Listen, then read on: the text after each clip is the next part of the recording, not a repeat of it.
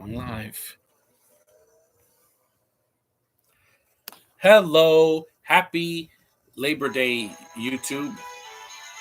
I'm doing a podcast, another live commentary. This time for the occasion, I'm doing a 1997 action thriller, Air Force One, with Harrison Ford himself. Yes, who plays the president of the United States. Yeah, let's get this going, guys. It's over 2 hours long. I want to do this early. I set this up for 12, but it's good enough. The movie's long enough. Let's just play the movie and lower the volume. Wait, hold on. I don't want it to be too loud. And let's play the movie. Yeah, this film, I saw this when I was 12, when I was 13 years old. So I was too young to see it at the time, but I watched it with my dad, and we really enjoy it. It's very intense. Gary Oldman plays a good villain in this movie, and let me take a selfie because it's a new day, and it's the first full week of thing. Here we go, selfie. It's a little fuzzy again. There we go. I can post that on Facebook later. Yeah, that music is very patriotic. Happy Labor Day. Also, do you own The Fugitive? Yeah, but I'll do that one eventually, some other time, because it is American. This one came out better because I already saw Captain America. So yeah, Gary Oldman plays a Russian in this movie.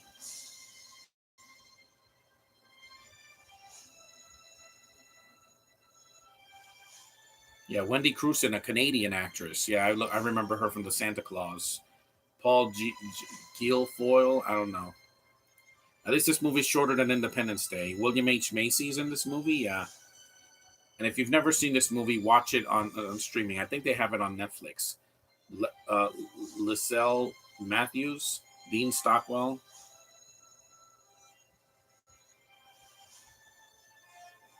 Xander Berkeley. He was one of the villains in Nikita from the 2010s.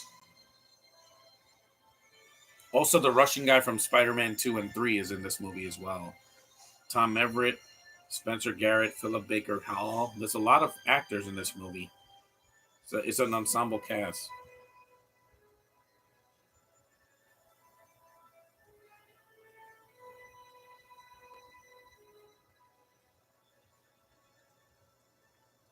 Also, Harrison Ford does a great performance in this movie. Like, he's not phoning it in. Jerry Goldsmith, I miss you, man. Rest in peace. Great freaking composer. And this movie, I'm surprised the Nostalgia Critic hasn't gotten to, because normally he would review movies like this from the 90s, but he did Con Air and he did Face Off, yet he didn't do this one. This is pretty nostalgic for me. I saw this when I was 13, so not in the theater, mind you. I was too young, but it was 1997, so 97 or 98. Let me see. Yeah, 97. I know a lot of people are going to be too busy to watch the stream, but it'll be on YouTube later. So, and Spider-Man Chosen One or whatever, you don't have to say cool every time I do a video. It's fine. I get it. What I do is cool. I get it.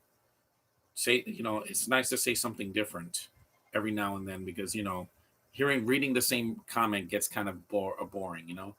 Kazakhstan, yeah, former republic of the USSR, where very nice. That's where Borat is from. See, at least Network put a different, thing. Happy Labor Day. How do you own The Fugitive? It's something different. It's not the same questions all the time. And this is done by Wolfgang Peterson. He's a good director. Joyman, but yeah. Ooh.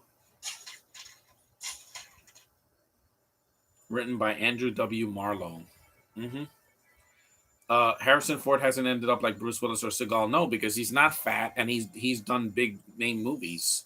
I mean, he's coming back as Indiana Jones finally after 13 years, and he did Star Wars. Unfortunately, it wasn't the Star Wars I was looking for, but he wasn't the problem. Killing him off was a problem, and also he did voice acting for Secret Life of Pets 2 and a bunch of other films too. So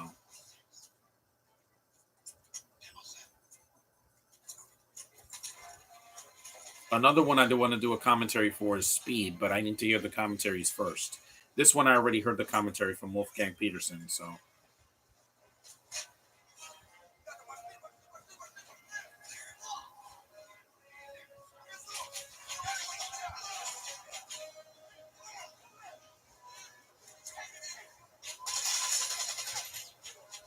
what's more American than watching a bunch of people shoot each other in an action movie? Well, it is in the '90s. Oh, that's Jurgen Prock now. I think that's he's in a cameo here. Yeah,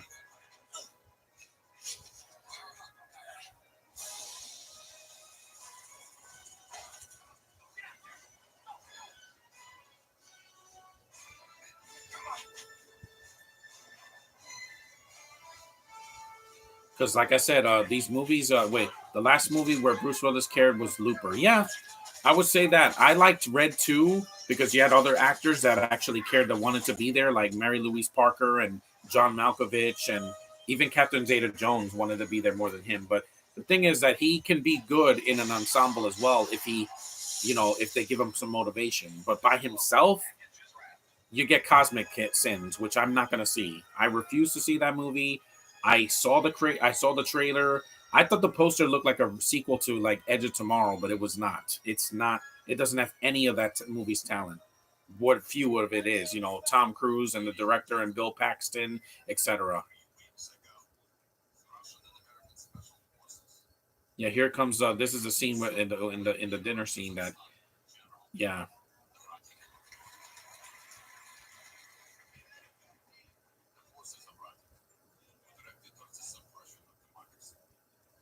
yeah, the Russians. There's Harrison Ford. Yeah, there's always going to be international relations. Let me see. Edge of Tomorrow is 100% better than Cosby. I never seen that piece of shit. Yeah, I could. You can show that. Um, yeah, and Harrison Ford doesn't look like he's 70 in this movie. He's like in his 50s. Yeah, late 50s, I think. Edge of Tomorrow. Yeah, I haven't seen it. It's just because I don't like Emily Blunt, guys. She's not in this movie, so I'm safe. The only Brit in this movie is Gary Oldman, but he's playing a Russian, so I can take it.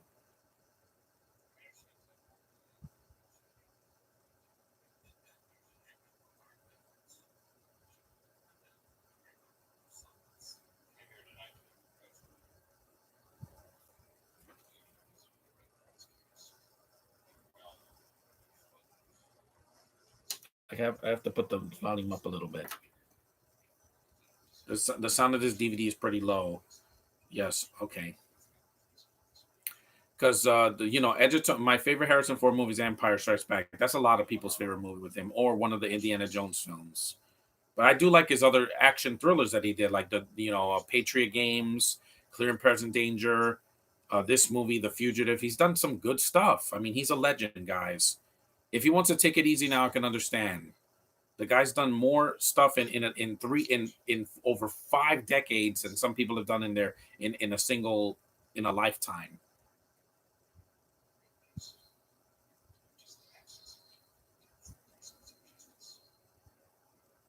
It's a good movie. Like it holds up really well. I haven't seen it in years, but since the 2010s. But get off my plane. Yeah, we'll get to that because there's a lot of movies that have.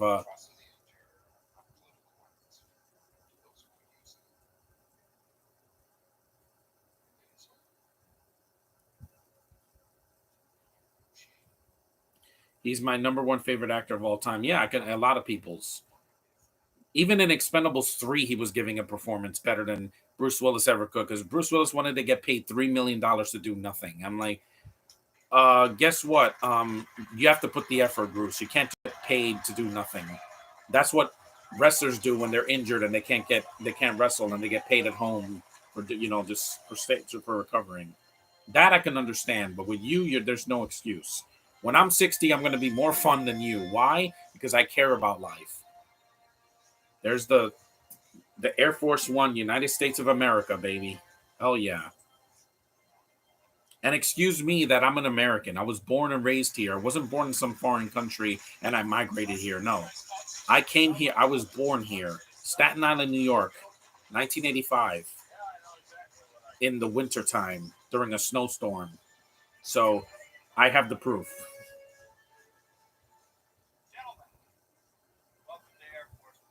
Oh yeah.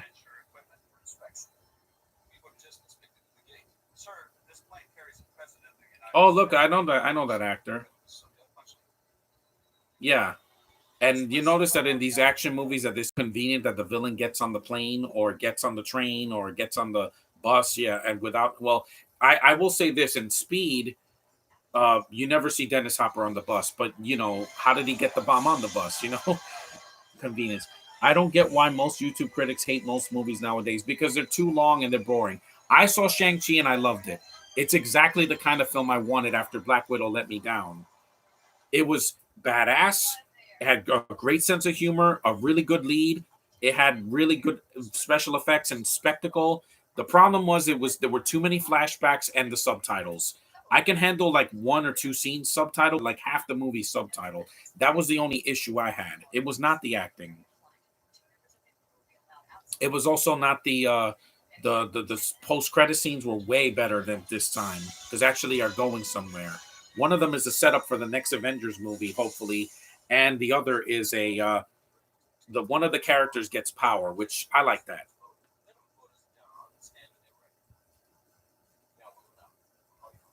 Yeah, that actor was Ellis DeWald in yeah in what was it Beverly Hills Cop 3. He has a cameo here.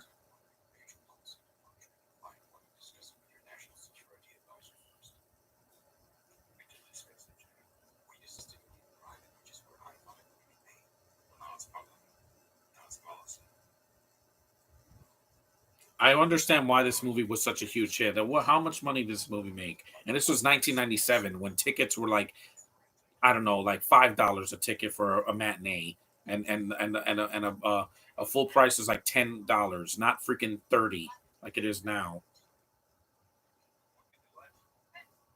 And Gary Oldman, he could play a good villain, but then when he plays a bad villain, ooh, it's painful to watch. Did you see Lost in Space? It's horrible. The worst Doctor Smith I've ever seen in my life. John, what do you think of Lights Camera Jackson? I never heard of that. I've heard of Action Jackson, but not Lights Camera Jackson.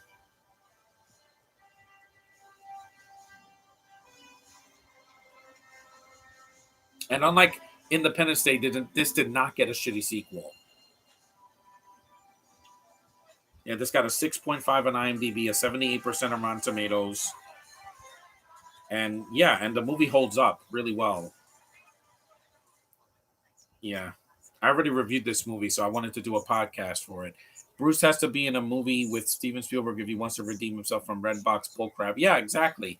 And also, he also should be doing movies that are lower budgeted that are actually good. Yeah, the movie cost $85 million, made $315.2 million in the summer of '97. That's more than half of the summer movies this year. See, you don't need a $200 million budget to have a movie look good. William Peterson never needed a excuse me, Wolfgang Peterson never needed. This guy did In the Line of Fire. That's a good Clint Eastwood movie. The original Neverending Story. I love that movie. Das Boot, but I don't watch that because it's Joyman. Enemy Mine, The Perfect Storm, Poseidon, Outbreak, and Troy. It's done a really good job. He also did a German movie a couple years ago in 2016 called Ver gegen die Bank, which I'm not going to try to translate that. I don't know what that is. It's too bad this director hasn't done anything in 5 years. He's a much better director than David Ayer because he has to make a movie overly political. This is a political thriller, but it's not overly political. It's not like, you know, David Ayer, where he's like, I'm gonna put freaking politics and wokeness in my movies. Are you gonna cover any other Richard Donner movies? Yes, in his memory, I already did the Superman movies, so those are out. So I want to do the Goonies, probably in October. Hey, you guys! Yeah, that's Sloth from the Goonies. Yeah, and I love how Harrison Ford loves to point at his actors. He's so good at that. That's the one thing that was missing in Solo. Where was the point? Oh yeah, He tried to do it, Alden Ehrenreich, but he's just not Harrison Ford. I'm sorry, he's not. Hey, Leo, what's up? Happy Labor Day. Yeah, I'm not gonna. I'm gonna have a barbecue at home. Yeah, Wendy Crewson, one of the few women in this in the '90s that could look sexy with short hair. Yeah, she's so gorgeous. Like I saw her in the Santa Claus, and I was weird. I was only 9 when that came out, and I'm like, oh my god, Charlie's mother is gorgeous. I shouldn't be surprised. She's from Canada. The women up there are just, mwah, absolutely gorgeous. I mean, look at the guy from Shang Chi or Shang Chi. He's from Canada. That's awesome. They're our neighbors up north. They're not. They don't live in Europe. Oh, this little girl's cute. That little girl must be like in her 30s now, because this was when I was a kid when this came out. Well, I was 12, and Harrison Ford has such good chemistry with his cast. Cruisen, so beautiful. Who's the other woman in the movie? I forgot.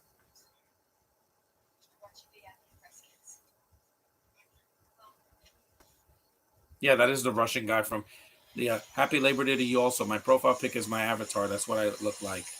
You have red hair, so you're like a Karen Gillian. Cool. Let's see. Glenn Close is in this movie too. Yeah, Oscar not winning actress Glenn Close.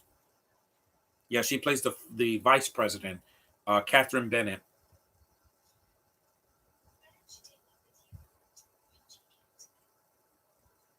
No, Lucille Matthews is the first daughter. She's yeah, she stopped acting in the year 2000. She's an investor now. She's how old is she?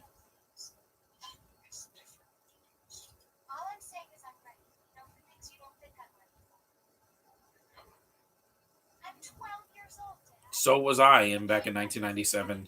Yeah, because Richard Donner, I've seen some of his later stuff. Like his last film was Basic, and that was just disappointing. It's not his fault. It was just like that twist took me out of the movie. It's one of the stupidest twists you could put in a non Shyamalan film. Yeah, let me see what else he did. Yeah, that was Jurgen Prochnow in a cameo.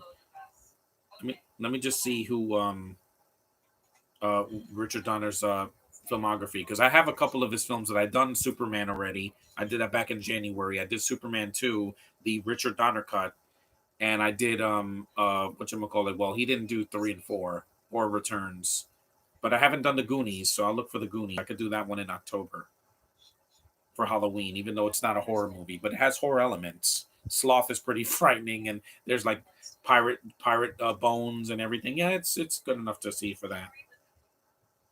It's a good movie, but it's a little bit too long for a kids movie. It didn't need to be almost 2 hours. I think it would have done fine in 95 minutes. Air Force One is an eight for a thing. I thought Basic was. Oh no, Basic was McTiernan. I'm sorry, him and I'm sorry. I'm so sorry. I thought Richard Donner did that movie. It feels like a Richard Donner movie, but that twist just sucks. Yeah, John McTiernan did it, but he's still around. It's just he got prison time and he hasn't recovered since. Yep, there he is, getting his groove on.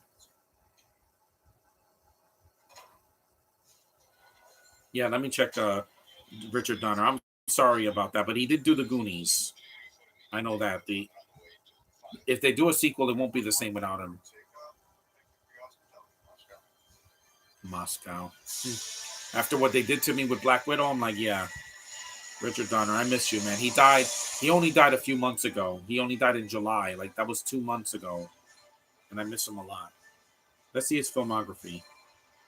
He's also done some dramas and also movies that he produced. Yeah, The Omen, but I haven't seen that. Yeah, the original is very dark. Scrooged, I haven't seen. Lethal Weapon. I think those are other films I want to do. Superman, Inside Moves, The Toy, Lady Hawk, Lethal Weapon. Yeah, he did all 4 Lethal Weapon movies. That's the only. And the last film he directed was 16 Blocks. That I want to rewatch. Uh, yeah, with Bruce Willis when he cared. That was his last film, and then the Richard Donner cut, which is his footage in the first in Superman 2.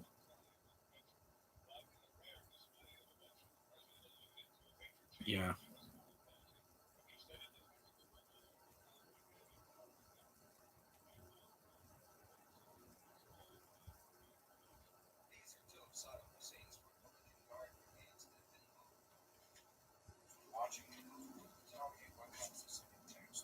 Yeah. So Donner will, I forgot. Basic is John McTiernan. I made a huge mistake. It's just both of these guys did big films in the '80s. So I'm in Seattle right now on vacation. Is it hot over there? Today is like in the '80s. It's going to be pretty hot because this movie's basically Die Hard on a plane. Well, they kind of did that already with Die Hard 2, but it's this movie's way more intense. With Die Hard 2, the action starts right away. Like you don't have to wait a half hour. We're about 20 minutes in, and we haven't even seen somebody get killed yet since the beginning. The weather is it's 79 right now, so it's going to go up to 80, 80, 83. Yeah.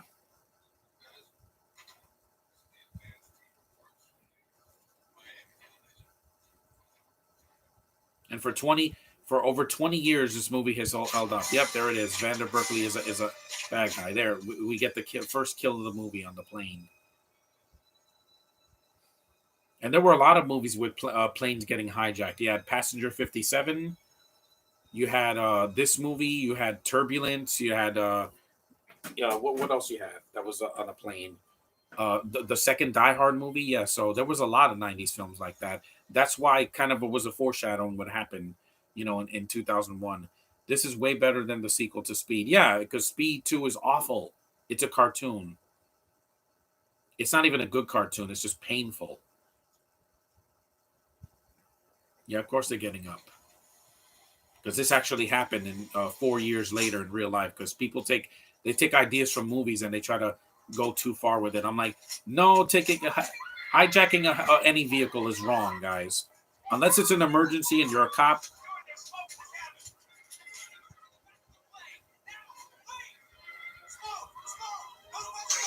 No, no, no, no. I don't want to get. I don't want to get. I don't want to get a mute.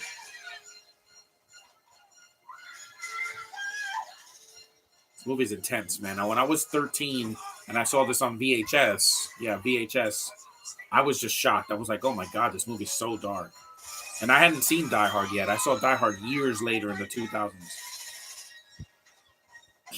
How did they get semi-automatic weapons on a plane? I'll never know. But it's a movie, guys. I can let it go.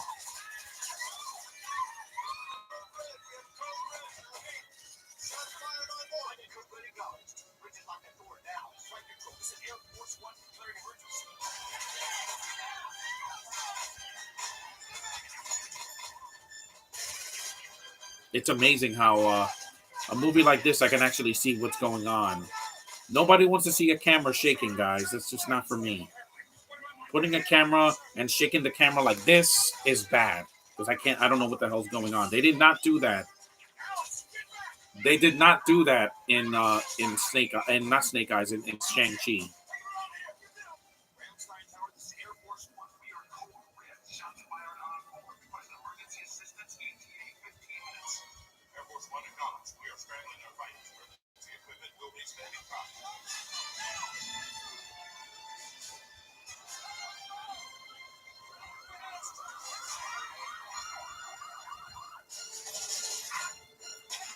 At least Harrison Ford doesn't take it lying down. He's not a superhero in this movie. He's human. Oh, that was great. And there's practical blood. There's no CGI in this movie. At least not with the blood. I'm sick of CGI blood. It looks like a video game. In Mortal Kombat, I can let it go. It's based on a video game, so the CGI blood makes sense. But in a movie like 300, why is the blood CGI? It looks fake.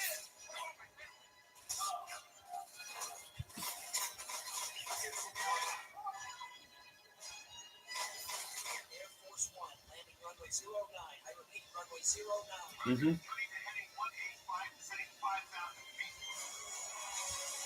Like I said, Harrison Ford did this movie because Arnold Schwarzenegger was too busy doing Eraser. That's another movie I want to do. but not this week. Just probably in the fall. There are subtitles in this movie, but it's not the whole film. It's spread out, see? And it's quick. In Shang-Chi, there's a lot of it. The opening, when he meets his sister again, the second half of the film, there's a lot of subtitles. And I'm like, Marvel, in Eternals, it better be in English. I don't want to see your movies to read it. I want to watch it, not read it. If I want to read, I'll read your comics or your novels or whatever. I will not read a movie again. Sorry. Just next time when Shang-Chi is in the next Avengers movie or in Multiverse of Madness or whatever he's in, please no subtitles. I need it. Him and Aquafina were just fine speaking American, plain English. There's Glenn Close. Why? Because this, in a movie, reading subtitles just takes too long. If the whole movie subtitled, I can handle it. If it's short, but over 2 hours, yeah, you could see why I was not really the biggest fan of that part of the film. Some people were like, "I don't understand," and I'm like, "I get it." They were not expecting a subtitle movie, but I've seen a lot of anime and Japanese monster movies, so I'm kind of used to it by now. When they mean Asian, they mean yes. We're gonna put we're gonna put their native tongue in the movie at least somewhere. But it is what it is. I still love Shang-Chi. It's still in my top 5 of the year because Black Widow's not even there.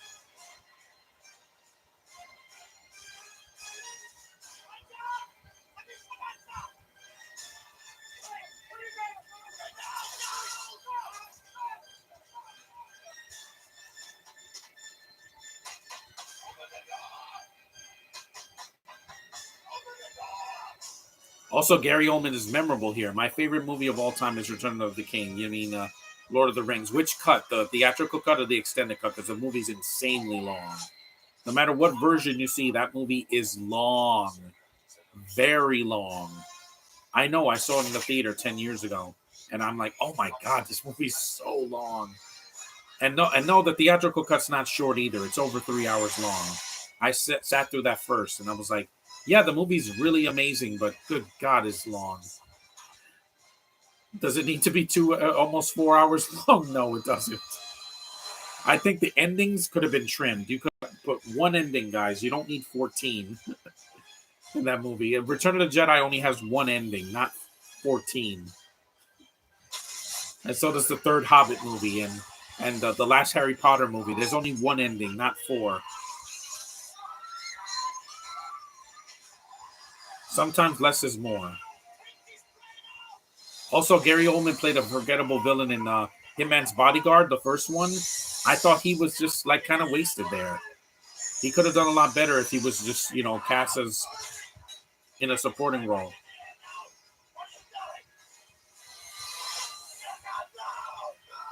I actually thought Gary Oldman was Russian. Both cuts is a perfect conclusion to my favorite trilogy. If the Justice League had a crossover movie with Shazam, Birds of Prey, and the Suicide Squad, like Infinity War Endgame, with characters like Harley Quinn and Mira still ruin the movie, no, they probably would get killed first. That would be my MO. Not because they're women, because they're not needed.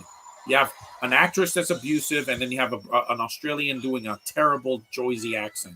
And they're not over. They didn't go over the way Black Widow did, the real Black Widow, or Captain Marvel, or freaking Scarlet Witch.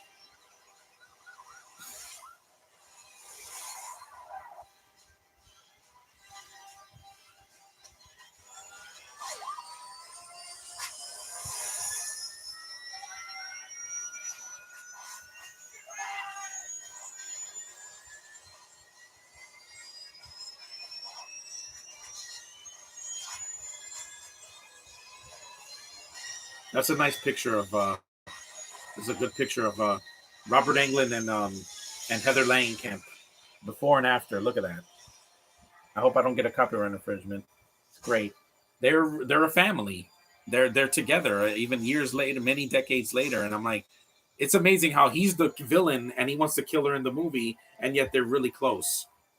And that's good to see them together. I hope I didn't get a copyright infringement for that. They're a family. I love seeing that when old actors that did something 30 years ago, over 30 years ago, come back together, and I'm like, man, I missed you. John, is Ruby worse than? I'm not going to say her name. I won't say it. No, they're equally shitty because Ruby can't act. Binto is annoying, and even when I saw the commuter, I'm like, you didn't need to be there. Who's worse, Ruby or again? They're equally terrible. Do you think Ali G Rhythm's assistant Pete in Space Jam 2 is cute? Yeah, that microphone thing, it was cute. It's the first CGI creature you see in the movie, and it looked good. It didn't look like, oh my god, this looks terrible. No,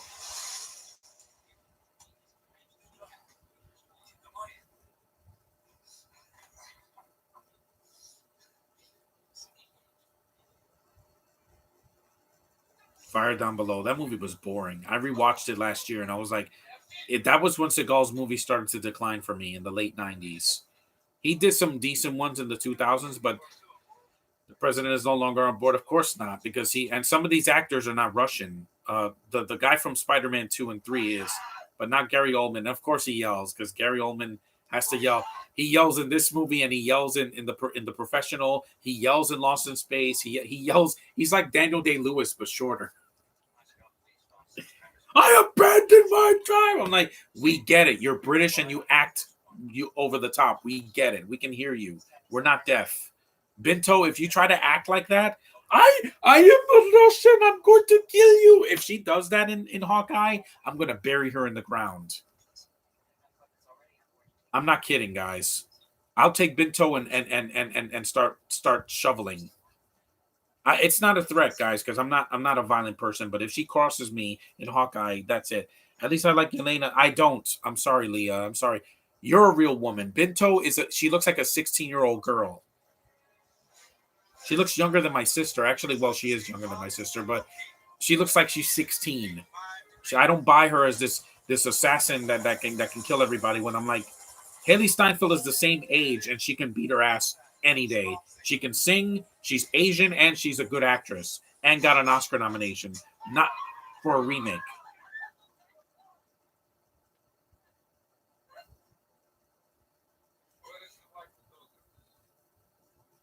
Yeah, this scene is intense.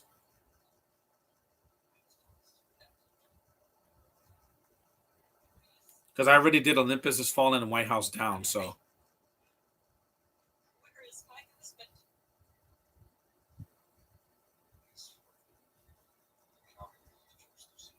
does Lord Shen from Kung Fu Panda 2 also yell a lot? Yes, he does. Because it's Gary Oldman. I mean, come on.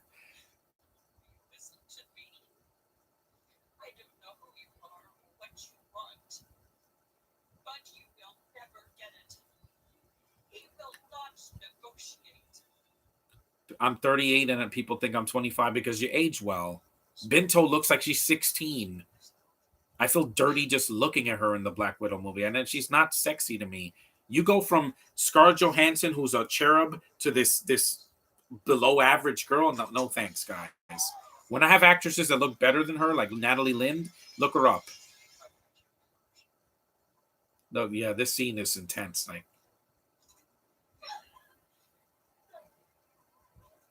that's an intense scene. I saw that when I was 13. I thought he was gonna blow her head off because I'm like, in an R-rated movie, anything goes, guys. If this was PG-13, it would not be the same movie because this movie is so tension filled and just like you don't know what's gonna happen.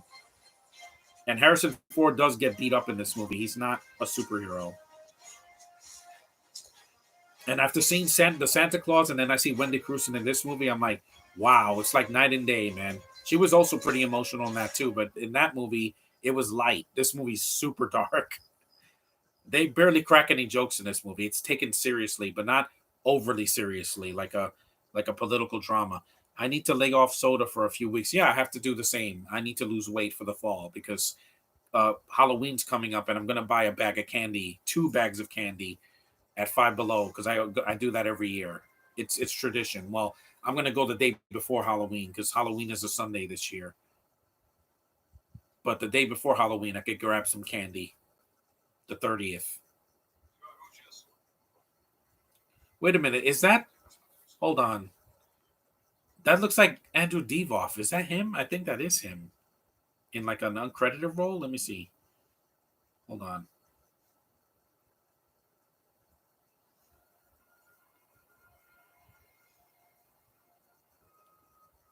He was the Wishmaster because he was doing that in 1997, the first one. A Venezuelan-born Russian actor. So yeah, he that was him. That was Andrew Divoff in an uncredited role. I recognize his face. He's Boris. Yeah. And yes, guys, I saw the ending of the Candyman sequel, requel, whatever you want to call it. It's a cliffhanger. I knew it. I knew it. Eddie only drinks one soda a day. You don't need to two or three because you get a lot of pimples. Yeah, and also the sugar's not good for you. I know because I drank a lot of soda when I was a kid. I don't want diabetes, so I'm drinking water today. Let me get some crackers. Yeah, that was intense. Wendy Crewson getting a gun pointed to her head. If this was a if this was a Disney movie, it'd be so safe that nothing would happen to her. She'd be like, "Oh no, nothing's gonna happen to you. You're safe. The gun's not loaded."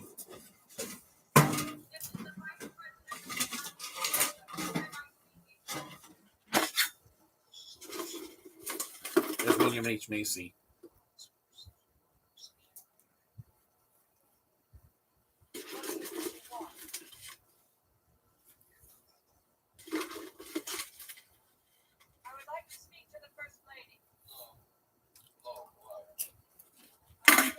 Hey, Nicholas.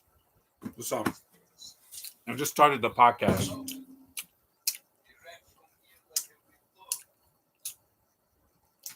You would think that after seeing Black Widow, I would never see a movie with Russian again, but no, Scarlet is not the problem with that movie.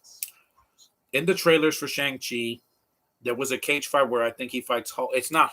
Yeah, it's not his fight. It's a cameo. It's a cameo with Benedict Wong and with Abomination. It's just a cameo, guys. It's not a big deal. It wasn't like Hulk's fight in Thor Ragnarok.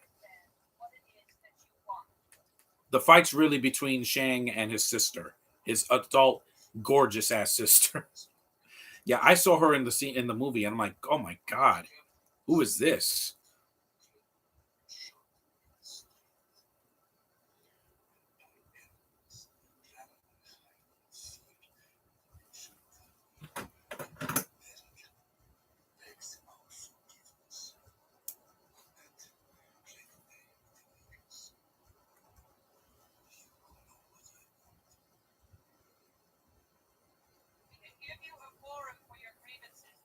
I'm 24 and people think I'm 16.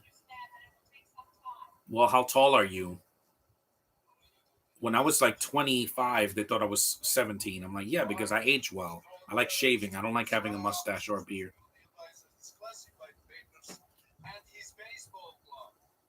His baseball glove? 6'2". Wow, you're tall. You're tall. You're the same size as my brother. 6'2". Man, you're taller than I am. I feel like a midget when it comes to people that are like they're like 16 and they're as tall as a tree.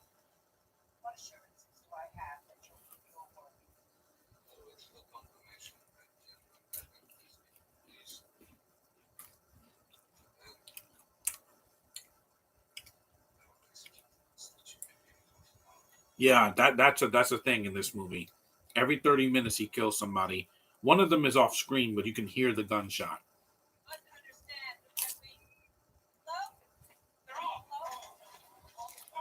And this is before streaming, guys. Hmm.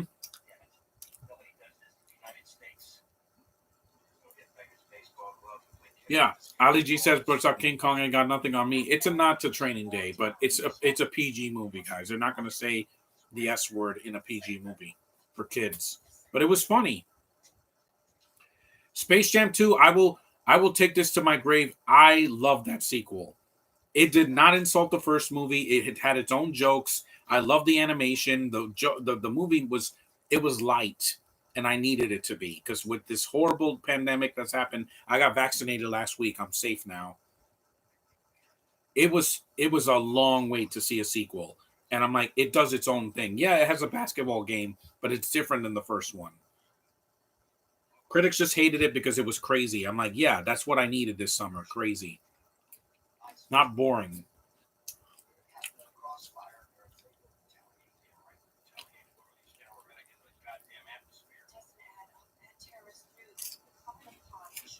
Also, this movie doesn't have an F bomb every 5 minutes. Nowadays, I think they need to say the F word 150,000 times in order to get an R rating. We get it. It's not for kids.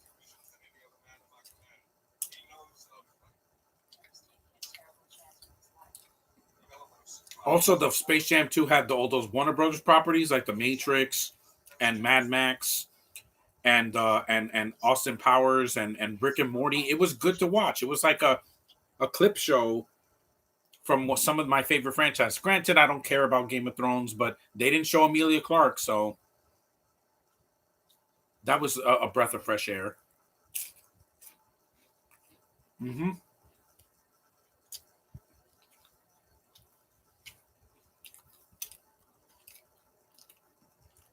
Okay, that's enough peanut butter. Oh, I love this peanut butter, man. I love it.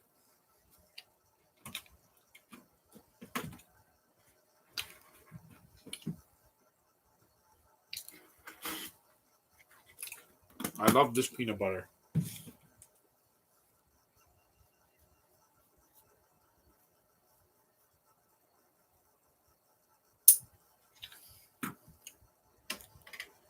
It's a holiday. I want to just do something, relaxing. This peanut butter is the best, man. It's the best.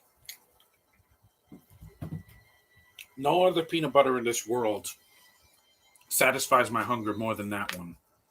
Mainly because it's so creamy and so rich and it never tastes old. Hmm. Yeah, and I've known you for 24 years, Nicholas. Well, no, I've only known Nicholas for a couple months because I started these podcasts last year on this channel, this new channel. I think last September, October, I did my first on StreamYard, but they won't let me stream without paying. And I'm like, screw you, StreamYard. On YouTube, I don't have to pay a dime to do live streams. That is bullshit. I'm not going to pay $20 a month to get all your premiere, access. No, I'm good streaming on YouTube. Everybody's here too. So suck it, StreamYard. I only do StreamYard with my friends now. That's it. Unless you make it free again, I'm not going to budge. I'm not moving. Because live streaming should not cost you money. Maybe electricity, but not money to you have to pay a monthly fee to do it. No. Hell no. We have streaming services for that. Netflix, Disney Plus, HBO Max. That I would gladly pay for on my own, but not freaking a not a streaming service that has no free content. Peacock, I didn't pay for it. I got it for free last year. There's a premium, but that's for like other movies that I can see elsewhere. Yeah, Streamyard just it betrayed me. It's like I was gonna do a bunch of summer podcasts, and then they're like, nope, you can't pre-record this unless you have a go the premium. Yeah, I'm not paying your premium plans, StreamYard, because I could do streams for free here or on Facebook or Twitch or anywhere else. Streaming should not cost money. It shouldn't. If I have the equipment, I can do it on my own. And this is a good movie. Like people that never watch this movie, a lot of millennials don't even know this movie exists because they'll watch movies like Snake Eyes instead, even though that film sucked.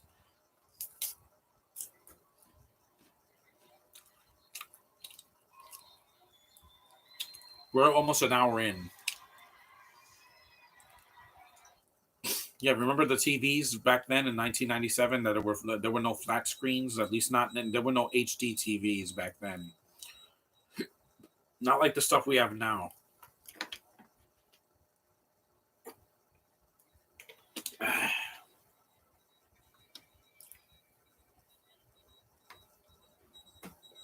That peanut butter was so worth it. You know how much it costs? Not $100, Disney. $4.25. Well, to be fair, I'm his older sister. Yeah, I have a younger sister, not an older sister. I have an older brother, but not by a couple, only by a few years. He's not like 10 years older than me. We were born in the same decade. Hmm.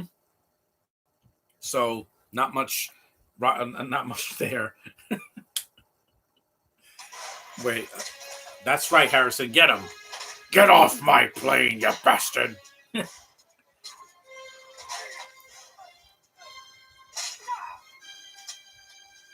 this man was a carpenter, and now he's one of the most respected actors of all time. His first feature film that I saw him in was American Graffiti. Before Star Wars, he did American Graffiti with George Lucas. So that's a nice trivia there.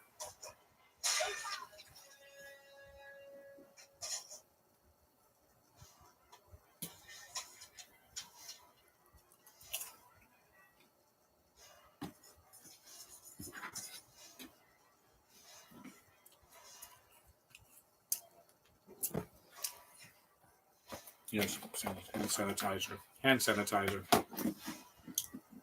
This music is really good, man. I really miss Jerry Goldsmith.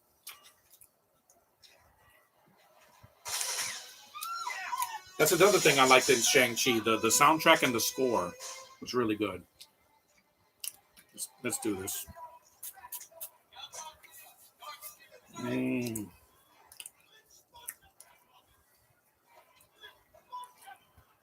Because this isn't Han Solo. This is the President of the United States, played by Harrison Ford, and he just nails it. Well, here's a pop-up.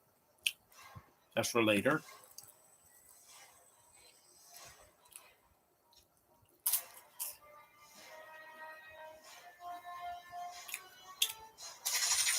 That's right. Take it.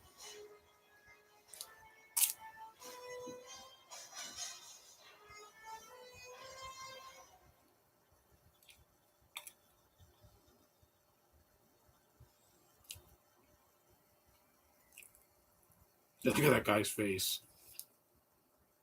It's sad when this movie is better than the last two Terminator movies. How do you bring Arnold back and make the movies boring and confusing and pissing off fans in the first 5 minutes? That was a big problem for me when Dark Fate came out. Because it goes nowhere. He killed off John Connor just to make a freaking statement about, oh, a woman is going to be the new John. Yeah, this my ass movie. If that was James Cameron's ideas all along, then he's an idiot. What does he know? He's making 4 Avatar sequels that no one asked for.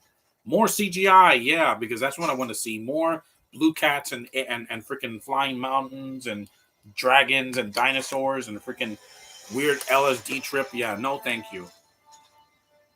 You're not going to be more visually appealing than Aquaman. That was a better Avatar sequel and Star Wars movie than you'll ever make, James Cameron. Or yeah, here's a G bag. Because every time he does a movie, it's way too long. Even Titanic, I'm like, you could have cut a third of the running time. You made a romantic drama on a ship. I thought that was William Shatner. It looks like a Russian William Shatner.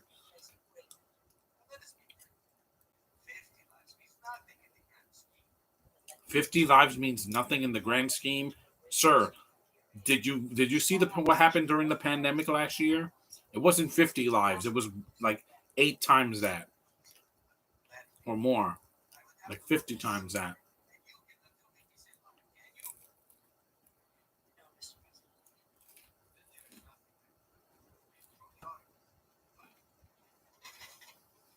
Mm-hmm.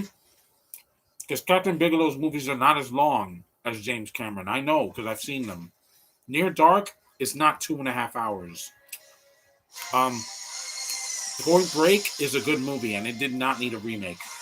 I've heard some mixed things about Detroit because I don't like Bayenga, but at least that movie's not 3 hours long. It has Caitlin Dever and she is gorgeous, guys. You know it was in Afghanistan. Oof, too soon, Gary Oldman, too soon.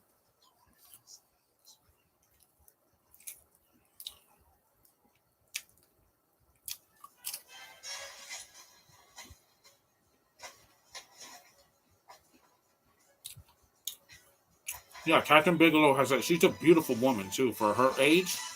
She also won an Oscar. She was the first female director to win an Oscar for Best Director for The Hurt Locker. See, and she's no feminist. She's not shoving it down your face.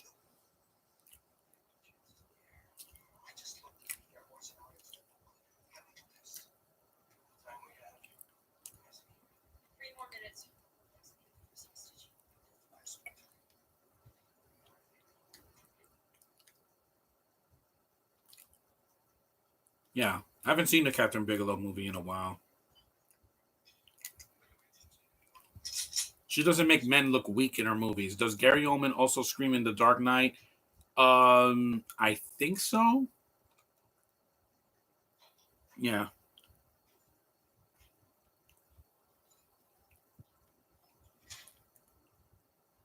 yeah.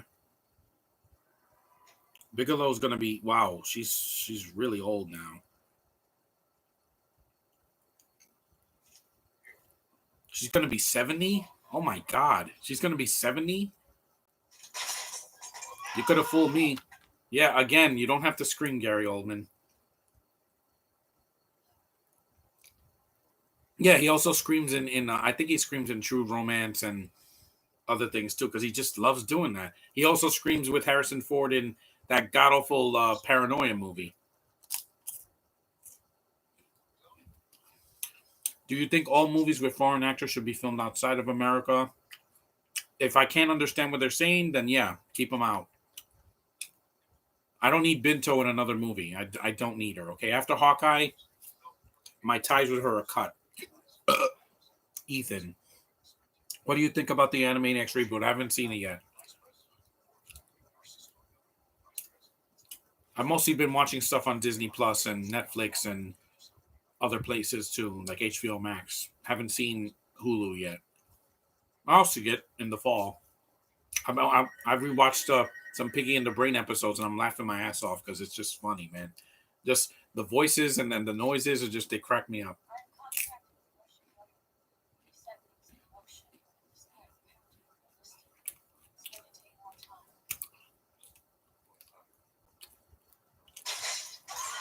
Yep, he kills somebody. He said he doesn't have time.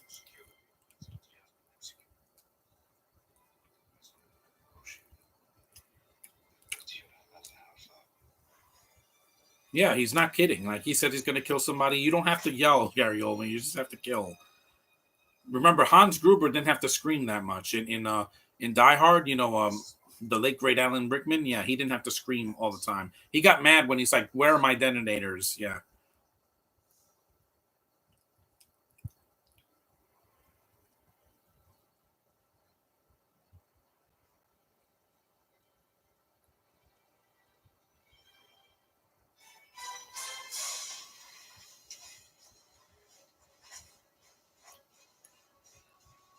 here we go. Harrison's getting gearing up for war, man. Porky Pig becomes a notorious B.I.G. Yeah, that was a stupid scene. That could have been cut. That should have been a deleted scene on the DVD or Blu-ray or on digital. It should have never been in the movie. It just took me out of it. It was like there's a basketball game going on. Doing a rap in the middle of the scene just felt really forced.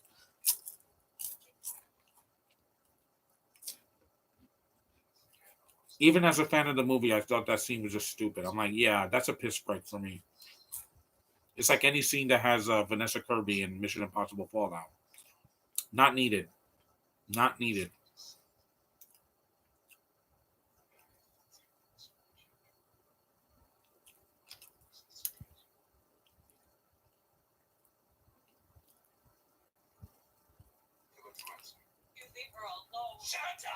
Shut up. Yeah, because he won. That man won an Oscar just a few years ago for the what was it called? The darkest hour. Yeah, it's a different movie than the one from 10 years ago with Olivia Thirlby. It's got the same title. It's just a different movie. Because some people have a hard time. I bet when people go to the theater and they say, "I want to see Shang Chi," they're not going to say Shang Chi, or they're going to say, "I want to see that Marvel movie with the Asian guy." Because some people the title's so long. I'm not going to say, "I want to see Shang Chi and the Legend of the Ten Rings." It is a little bit long for a title. They should have just called it Shang Chi. That's it. Why do most animated reboots use CGI? Because it's easier to do. I just prefer hand drawn sometimes because it was done with hands, not computers. If you see movies like Who Framed Roger Rabbit and Mary Poppins and a lot of these old Disney movies from the 40s to the 60s, no CGI. It was all done with hands, with animation, with drawings and with stencils and pencils and artwork. It was actually done well. Are you looking forward to Top Gun 2? It keeps getting delayed, just like Mission Impossible.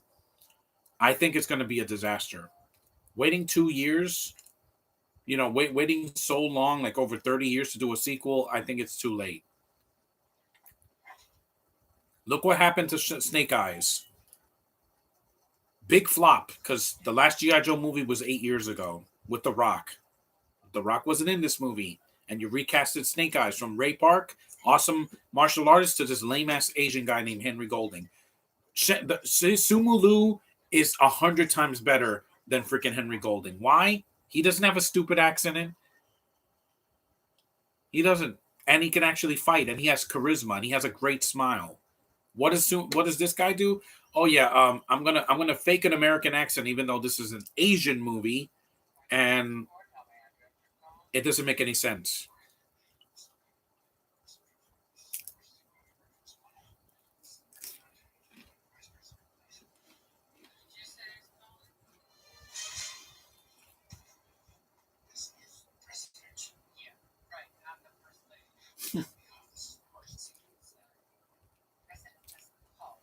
I can't believe that Harrison Ford is still married to Callista Flockhart.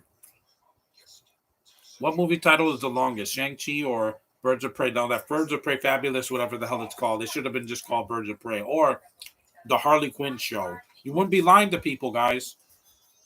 You lied to people. You called it a Birds of Prey movie. It's a Harley Quinn movie.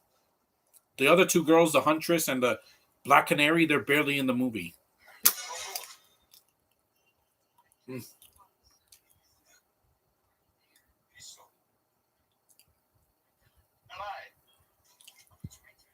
Yeah, remember those cell phones back then? Those cellular phones that didn't have any like features? Oh, I know that black guy. He was in RoboCop 2. I just saw him last year in that. He screams, is like, "This is bullshit, you senile old bastard!"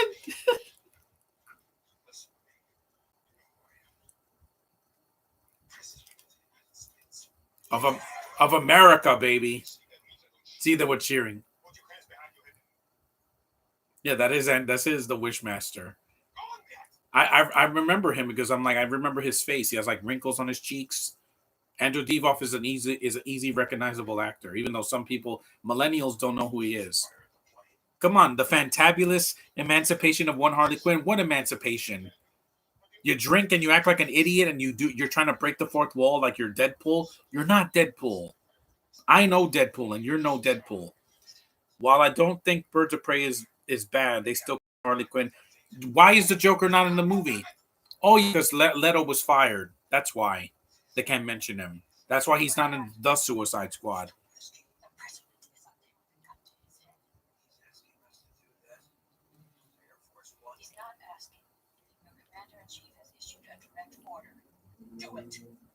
Yeah, he's the man of the thing. Who's the president now? An old man named Joe Biden. But I'm not going to say anything around him, guys. I'm not going there.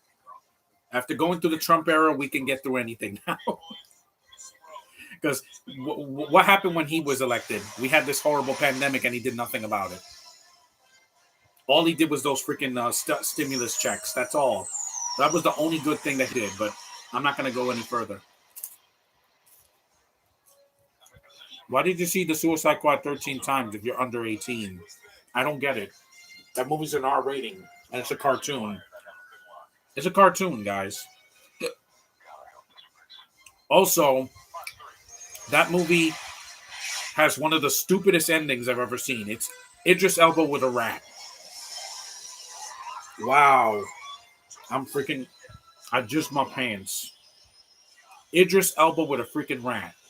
Petting a rat. Not to mention he's racist and sexist. Yeah.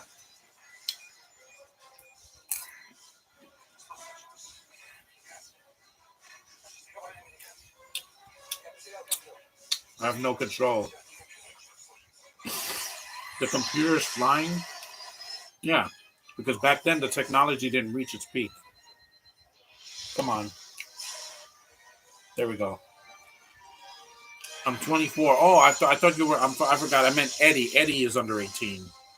You're 24. I'm sorry. Yeah, but it's a cartoon, guys.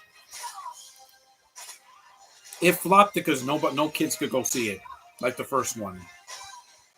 Even though that was a terrible movie. Yeah, that's right, Harrison. Take it to him.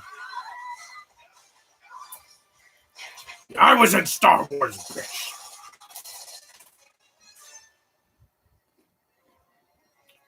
Who's racist?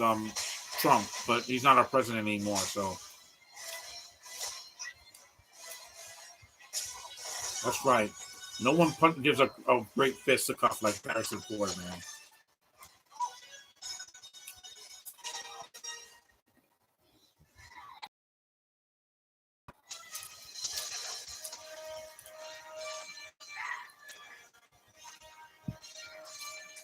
Yeah, you're 20. I meant Eddie is under 18. He's like 14 or something like that. So he's underage to go to see an R-rated movie by himself.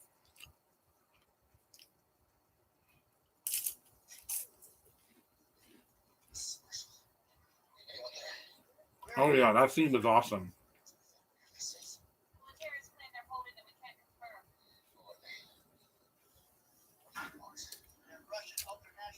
Yeah, because when I saw Harrison die, Harrison should never die in a movie, guys. It pisses me off. Don't kill off an actor from Star Wars unless I don't care about them. Have you heard of PlayStation's Ghost of Tsushima? I think I've heard of it. No, but I've said that. That's my yeah. That I'm just improvising, guys. I don't have a script. Look, don't have a script.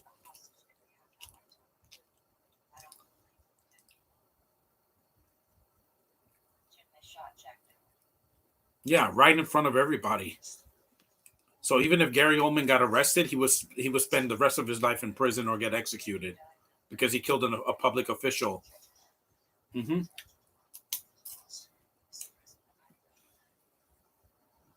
You can't murder somebody in front of a crowd and get away with it. That is not going to happen. Unless it's self-defense, yeah. You will get prison time.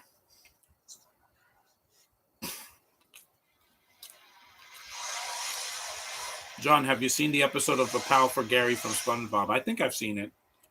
Yeah, when he has that snail that wants to eat him. And instead of Germans, like in Die Hard, it's Russians. See, Harrison got bloody. He got cut with the glass. And he's older than Bruce Willis, yet he cares more. He cares more because, like I said, if you see Blade Runner 2049, he's not in half of that movie. When he shows up, the movie gets really, really good. I mean, the movie's gorgeous to look at, but once Harrison shows up, I'm like, wow, guy can still act. And you wasted him, J.J. Abrams, so screw you. You and your freaking, I'm going to get a mystery box, and you're not going to know nothing. I'm going to explain nothing. You, buddy. You and your hobo. You are a worthless freaking director. I wish you never directed. You should stick to producing because you can't direct to save your life. Do you know about the YouTube channel known as Super Mario Logan? No. You should leave me the link or I'll look him up. Milk does the body good.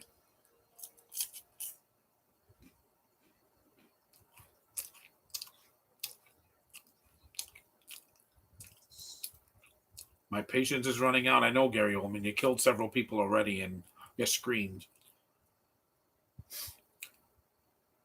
It's because the thing is, Network in 1998. It's just when it comes to JJ, it's like he has his head up his own ass.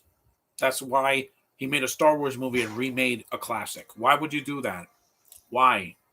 Why bring back the original cast if you're going to do nothing with them? Only one who gets anything to do is Harrison, and he dies at the end. Oh, he wanted to die. Well, they should have just cut that out.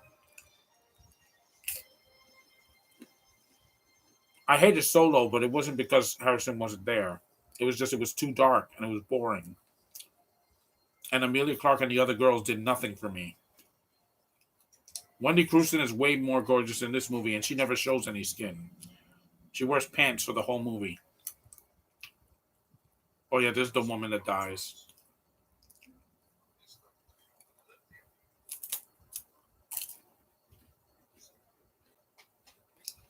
What about Super 8 and Star Trek? His best movie is Mission Impossible 3 because it's not a remake.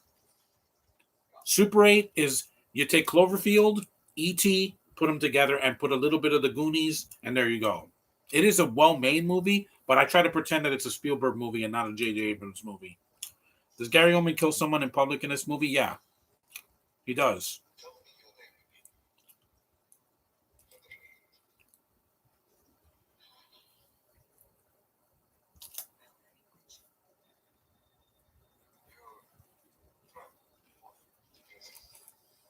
It's sad when Gary Oldman's Russian accent is better than Rachel Weisz and Binto's. Yeah, challenge me on that. I dare you, guys. They sounded like cartoon characters. This actually sounds threatening. Not his screaming, but his "I'm going to kill the other thing every 30 minutes." See, that's intense.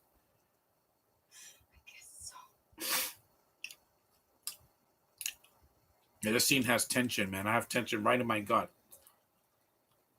I saw this when I was 13, and it did not scar me. Into Darkness, aside from the third act, the first two acts are good, but not because of JJ. The cast saved that movie.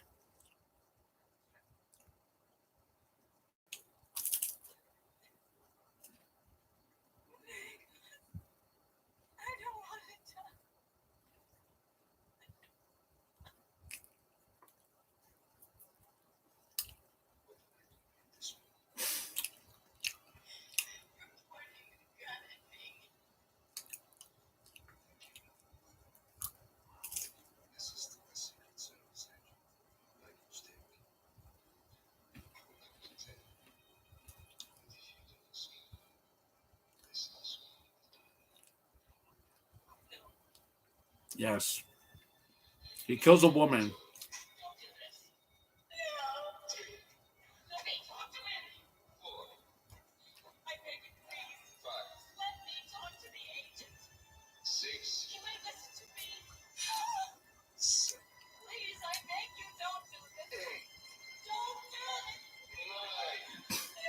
Watch. See, they don't show it. It's like in Die Hard when he kills Ellis. It's more intense to not show it, guys. You don't have to prove that the movie's violent. People act like it's the worst in Insurrection and Frontier. It's not. Uh, it's just a stupid ending. You remake Wrath of Khan. Stop remaking movies, JJ. If you're gonna remake a movie, don't just be honest about it. Disney is honest about it, even though their remakes suck. At least they know they're remaking it. But some of their remakes are not that bad. I didn't hate. I didn't hate Pete's Dragon. I didn't hate Dumbo. Excuse me, but they were not copies of the original. So this movie is R like Deadpool and Sausage Party. Yeah, but it's not funny. This movie is like dead serious. The only one liner is at the very end of the movie where he throws Gary Oldman off the freaking plane.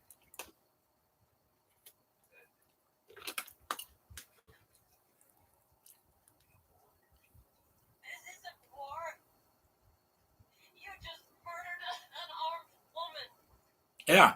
If Gary Oldman did that in a movie today, oh my god, the feminists will be rioting in the streets and saying, "Cancel this movie, cancel it. Men are evil." I'm like, yeah, they would do that. Trust me. Nowadays, they take everything and they blow it out of proportion. Shang-Chi had the best of both worlds. You had men kicking ass and women kicking ass. There was no agendas whatsoever.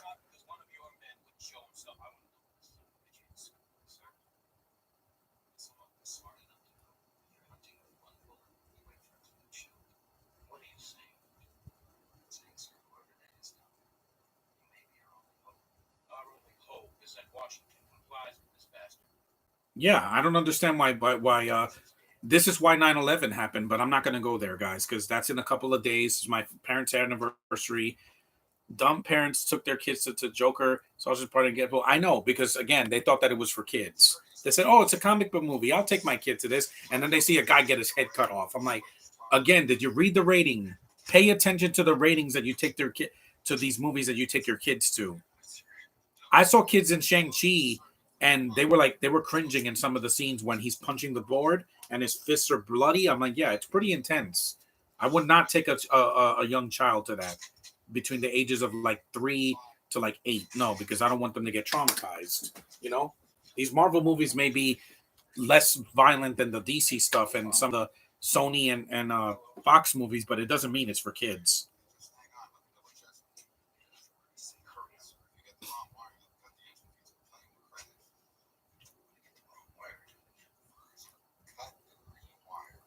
Hmm. Yeah, this scene is intense when he's cutting the wires. I'm like, I had my heart was in my throat. Yeah, pe- and a 7-year-old was in the theater when I saw Midsummer. I was like, "You crying?" Yeah. Again, what did they think that movie was? A freaking Hallmark movie? It's about a cult that takes over Binto's mind and tortures her. Granted, she deserves everything she gets in that movie, but that's just my bias. That is not a movie. It's like, oh, this pretty. Look, she's wearing flowers in her hair. It's gonna be adorable. And then you see her getting tortured. Again, guys, that's not for me. I don't want to see women getting tortured. It's not for me. It's not. Women deserve to be treated like queens. I know that because I live with two women in this house and a female dog. I treat them with respect and like gold. A 7-year-old to Midsummer. I've never heard that before, Nicholas. Good God. If I took a kid to that, they would be traumatized. They probably would never look at a bouquet of roses again. They'd be like, "Oh no, get it away from me!" Yeah, how what's in Midsummer anyway? I know there's torture in it because I saw the trailer and I'm like this it's some artsy fartsy BS movie with the worst actress you could have put in the MCU, but oh well.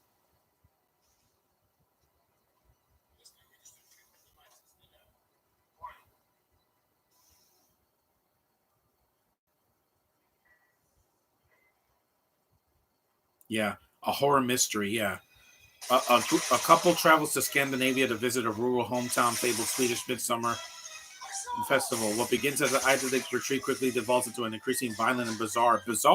It's a freaking cult, like Hereditary and all that. And I don't like Binto's face. I don't. Here comes a shooting.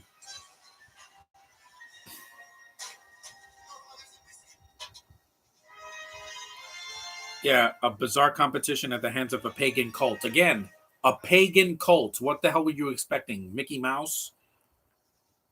No, go down. I don't want to look at your face. You're the bane of my existence. You're gonna have that look on your face when they kill you off in Hawkeye. Because Kevin Feige said he's not putting her in 8 movies like Scarlett Johansson because they don't want another breach of contract controversy like what happened this year. Joker and Deadpool. Oh look, it's a superhero movie. A guy's head gets chopped off. Sausage Party. Oh look, it's animated. A guy gets blown off.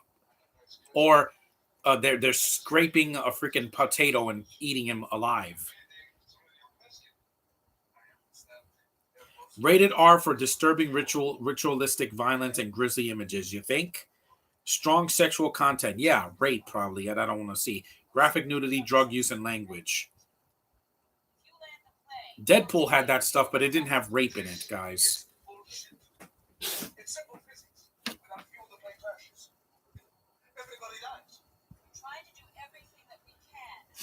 Graphic nudity. Yeah, exactly. Not stripping. It's more like I'm gonna rape you, and I hate that. I hate when movies do that.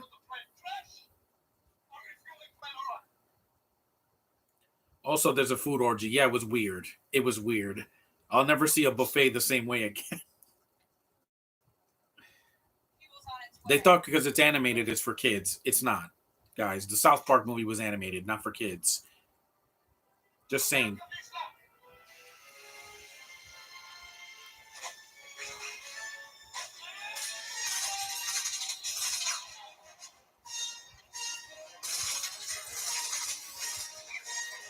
I bet they only took them to see because they saw flowers in the poster. Again, guys, go watch something on Hallmark or Lifetime. That's way less violent than you're going to see on in Midsummer. I'm like, no, you're not fooling me. Binto can't act, guys. They're going, they're touching me. That's nothing. You thought you were going to win an Oscar for that, and you didn't. You failed. Little Women. It's been remade 14 times. It's not anything new. Anybody could have been in that movie. You could have had Meryl Streep in that movie, and it would have been the same performance. It's like a Russian Adam Sandler. Ah! Yeah. The movie's almost over. We're about halfway through. So the film is 2 hours and 4 minutes, I believe. Yeah, 5 minutes. I'll take this hat off because it's giving me a headache. I've had it on for almost an hour. So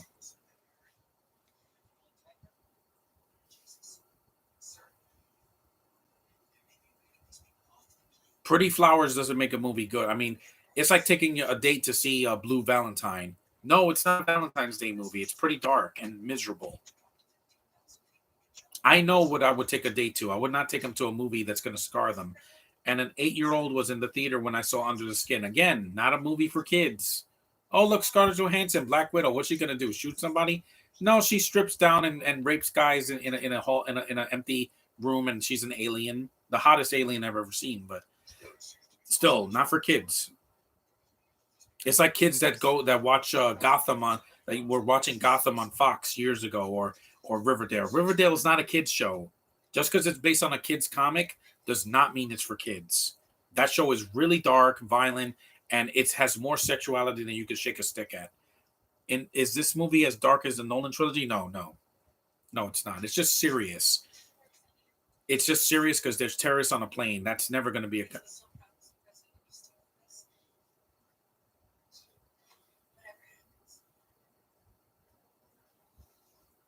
And they actually thought Harrison Ford was the president of the United States. Him and Bill Pullman in Independence Day. But they're heroic presidents. They're not assholes. Room wasn't even that mature for an R rating because it wasn't violent. It's R mostly for the language and the tone. Because you have a kid being trapped in a freaking shack for over a year. I mean, what do you think that would do to you? And Brie Larson won.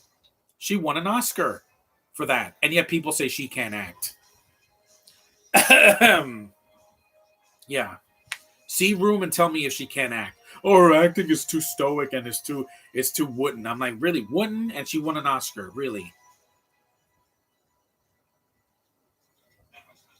Yeah, this is when fax machines were around.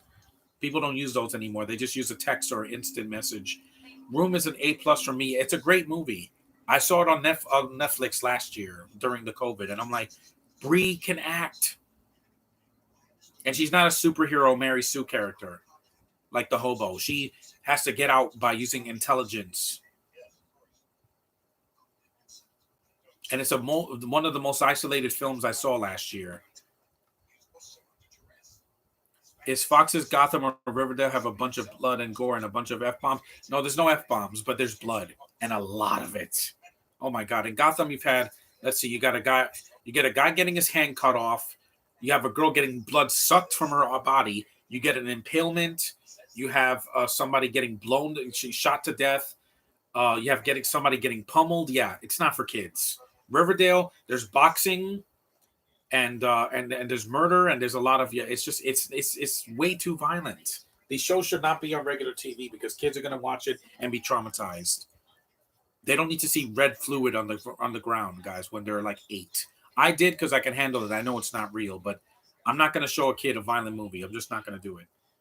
I want them to develop and be smart and normal instead of how crazy this world is now.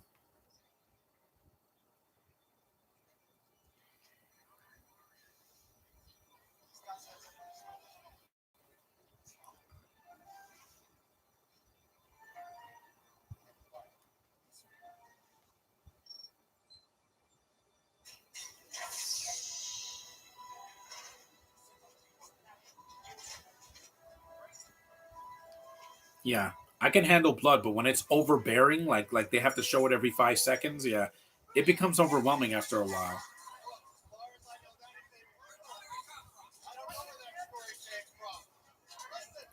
And they walked out on Under the Skin when they showed it. I'm like, again, guys, R-rated means that you can expect the unexpected.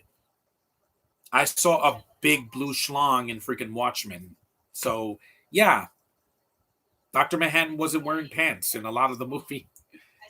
And there's a scene where he's literally trying to pleasure Silk Spectre too, and it's glowing. And I'm like, yeah, this isn't for kids. And also, there's a scene where Night Owl gives it to her, and I'm like, that was pretty sexy for a comic book movie where he's procreating with her, and it leads to something. She's pregnant at the end of the movie. That is awesome. That's what we're here for, guys. People got to stop acting like sex is forbidden for adults that are consenting to it. We all have, parents trick their kids into watching a food orgy and sausage party. I have no idea. I don't know what to tell you. I'm not a parent. Animated does not mean it's for kids. It's a Seth Rogen comedy with a bunch of R-rated stuff in it, like sexuality, f bombs every 5 minutes, and smoking a pipe and all that. Yeah, not for kids.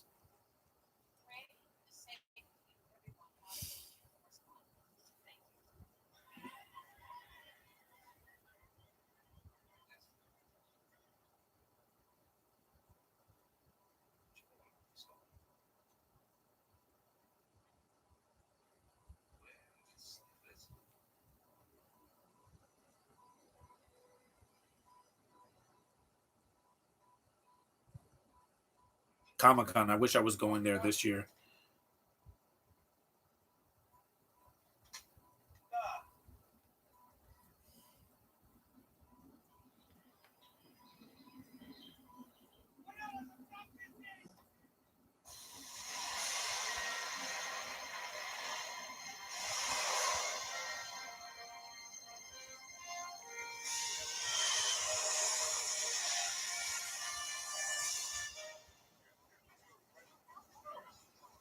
uh, I have an 8-year-old, and I know well enough to not to take him to films like that. No, some parents probably took their kids to Suicide Squad and said, "Oh, a shark is ripping a guy in pieces. Let's leave."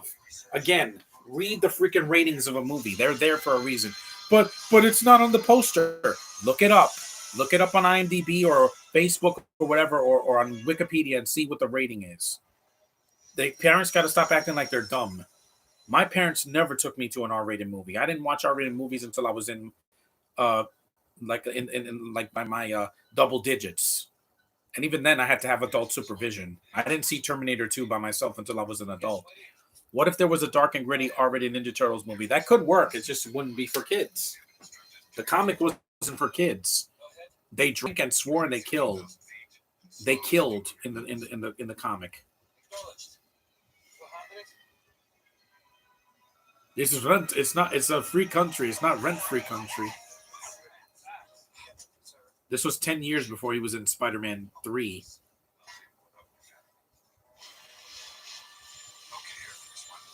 Do you think my R-rated Ghost Riders MCU movie would be top tier? It would if it's well written. As long as it's not the Nicolas Cage movies, we'll be okay.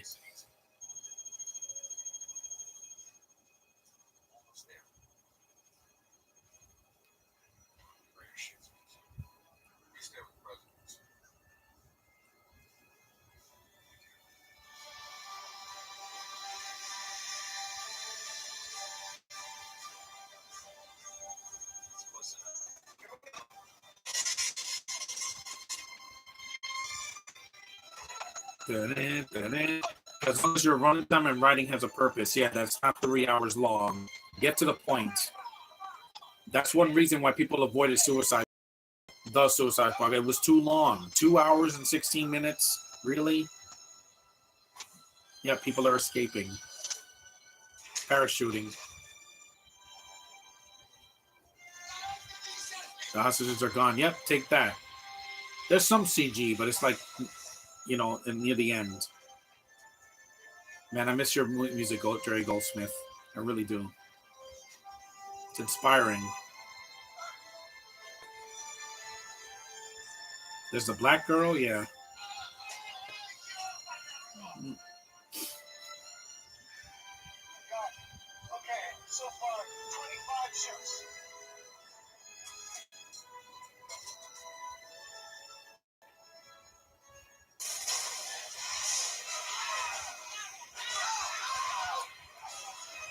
Yep. Dun, dun, dun. Why do people want to review cuties? I'm not going to do it. I'm not going to do it. I already get weird looks when people are like, "Oh, you're admiring a woman's body." Yeah, a woman, not a little girl. I'm not sick, guys. I'm not mentally insane. What if SpongeBob was rated R? Well, I don't know if it would work today. If it was a robot chicken sketch, it would work. But as a feature film, no.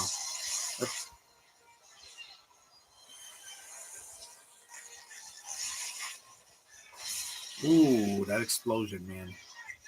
And the explosions in this movie have a purpose, unlike Michael Bay movies where everything explodes and it's just because they're for a spectacle.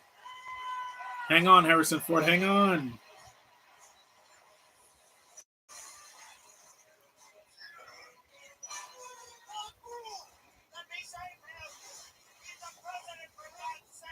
Yeah, yeah, of course.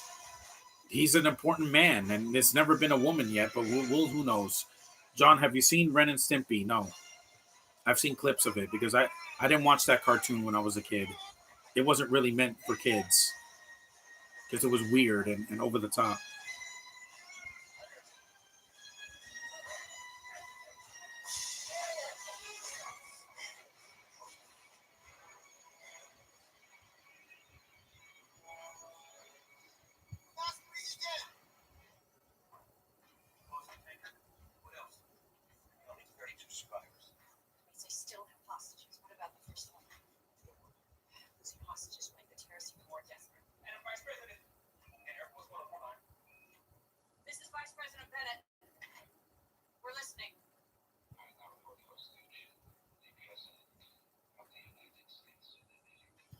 Of America. Yeah.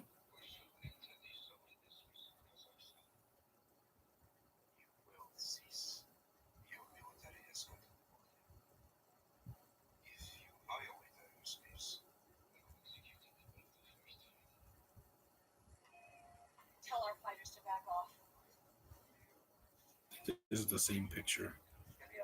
Yeah. What was there an R-rated Transformers movie with a bunch of killer robots? Well, that wouldn't work because I'd rather see a R-rated Voltron movie because the cartoon wasn't really meant for the kids either. Go Lions, yeah, it was more for adults. A lot of stuff was. Batman '89. I was a kid when I saw that, and that was not a kids movie. Even by today's standards, it's still more violent than some DC movies now. Yeah, think about that. I saw that when I was 5, and it did not scar me. Good scene, man. How did that have more emotion with him than with Wendy Crewson and that little girl than he did with Kylo in freaking The Force Awakens? Oh yeah, because JJ doesn't know how to get good writing to make the family aspect of a movie work. And who was the one that cries when he dies? The freaking worthless hobo. Not not freaking Leia or Luke or even freaking Yoda from Beyond the Grave. No, freaking the hobo cries for him. He wasn't your father. What the hell are you crying about? You worthless bint. Worthless. What if there was an R-rated Superman movie? It could work. I mean, they did an R-rated Logan movie. I didn't even like Ren and Stimpy. It wasn't for me. I didn't see it as a kid. It just was not. I didn't think it was that funny. Like now, I'd probably watch it and laugh, but it's because it's a '90s cartoon.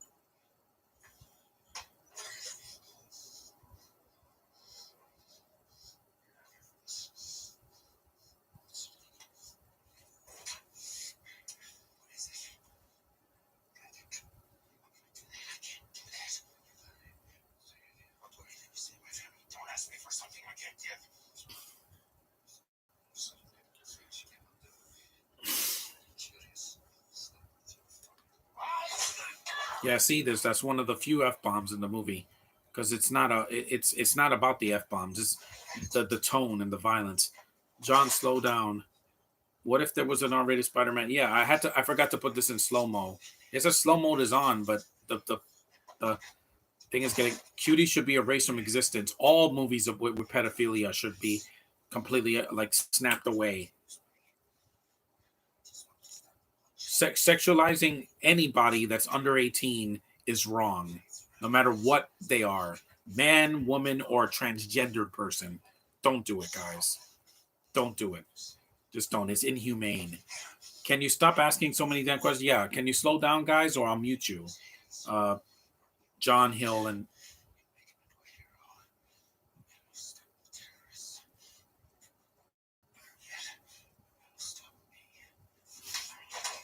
this is a really good movie, man. And it's patriotic because even though they don't show an American flag every 5 minutes, it's still patriotic.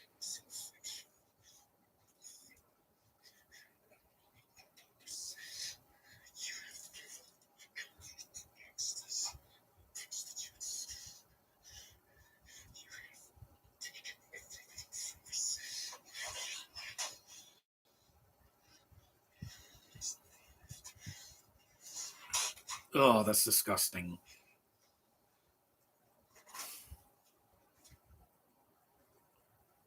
I have my limits. I told these guys I can't sit through a movie like that.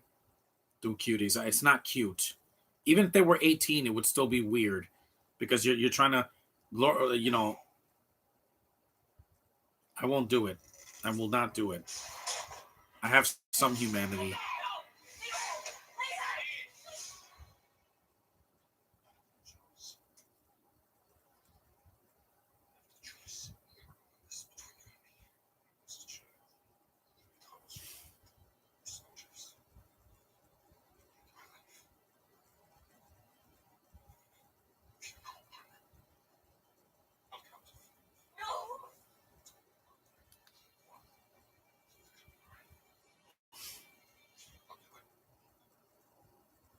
I like this film. 7 out of my favorite with Harrison Ford is Raiders of the Lost Ark. Yeah, I saw that as a kid too, and it was pretty violent for a PG movie back in 1981. See, can still act. I don't care what anybody says. Even when Harrison Ford is phoning it in, he's still better than Bruce Willis because he's going to try.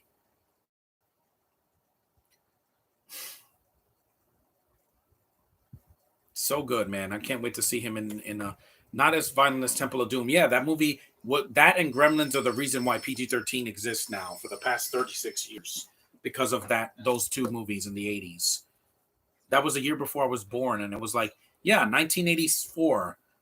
They're like movies are getting too violent, so let's make a rating between PG and R so that we can have a middle ground. It's not too kiddie, but it's not way too adult for adults. So it's right in the middle. It doesn't mean it's for kids. So I would not take a kid to a PG-13 unless they can handle the violence. Like they're like 10, 11, or 12. I think I could take them, but when they're like 8, no, I'd rather wait. That's why people like, oh, look, Jungle Cruise. This is a kids movie, right? No, it's not. It's PG-13. Lone Ranger. Yeah, this is a kids movie, right? No, it's PG-13. The Pirates of the Caribbean movies. Yeah, could be a little bit scary for youngsters. I don't want to scare a child because that would make me sad.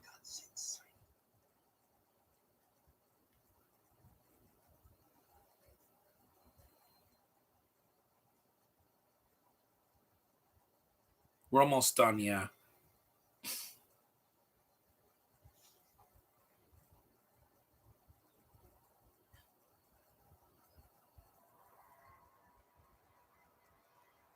I don't understand why movies like this can't be made today. You're not going to have people take over a plane in 2021. I understand, guys. Trust me. Because that's why the last movie like this was nonstop. So Prochnow, yeah, he was just a cameo in the beginning, and he comes out. He plays a Russian here, even though he's Joyman. Should Thanos snap movies like Cuties out of existence? That one and 50 Shades and the after movies, that's for my friend Josh. And that god awful 365 Days movie that came out last year, and also Songbird. Movies like that just they show the worst of humanity, the worst, the ugly side of humanity.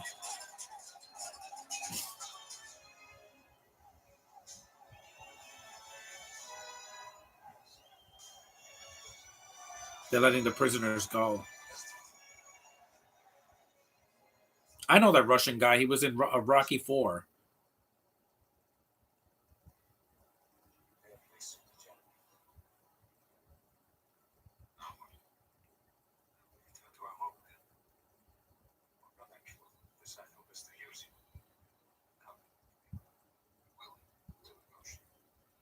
Have you ever seen the trailer for Cuties? No.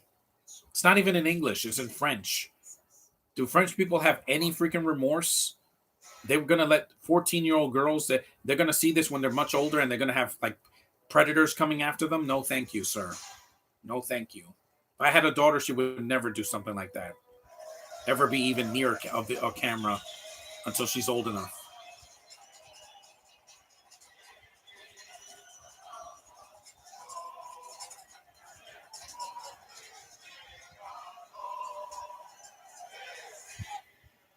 You hear that? The Russian national anthem or something? Or some celebrated song?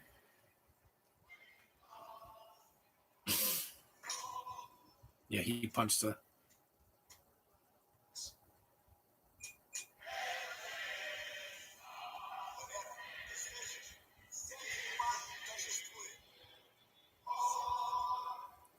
Do you hate it when little girls?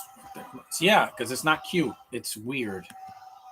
Uh, shouldn't even be on Netflix. Yeah, it shouldn't be. People like to watch garbage.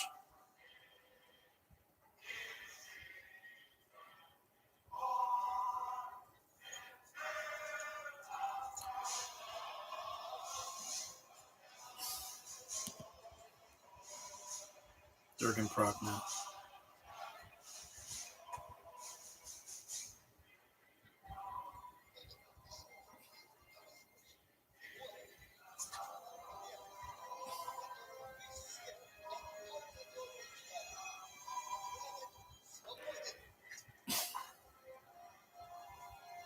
He's smiling. That's right. Body slam him. Get him, Harrison. Yeah, get him. A guy grabbing a girl's bosoms in the poster. Why? Because they're disgusting. I wouldn't put that with an adult woman, because I'm like, we get it, guys. We all have those urges, but you can't do that to kids. This is not a Q&A. Yeah, it's not a Q&A. Let me just I'll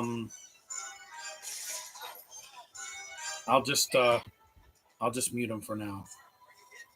Report, remove, put a user in timeout. Yeah. There we go. I had to do it. I need a break. This is a holiday. I don't want to be dealing with too much stress. Movie's almost over anyway.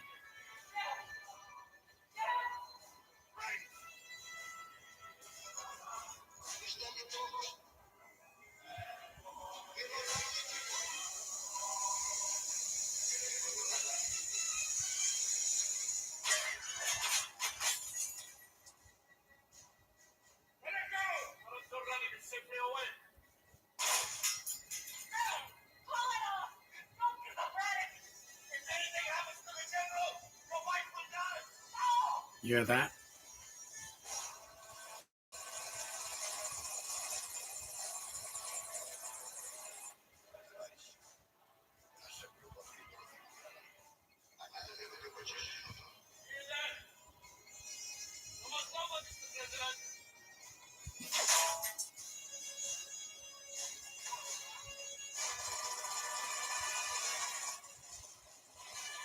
I'll delete this one.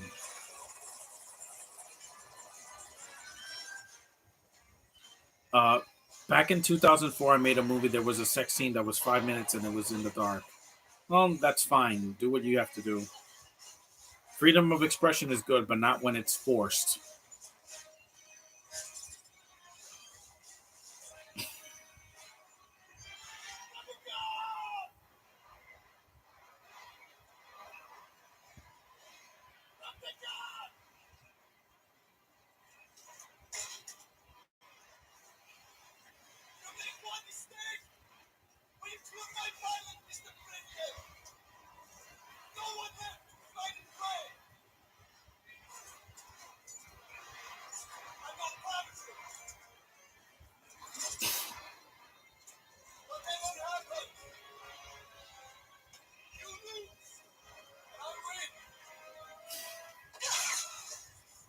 Yep, I got you, Gary Oldman. Yep.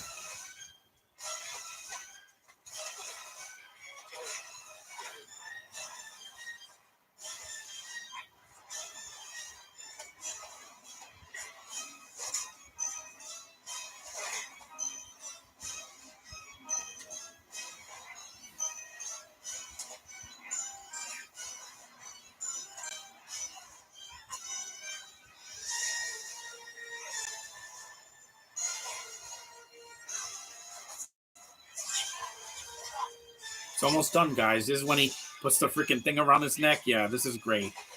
Here comes the classic line. The only one-liner in the movie, actually.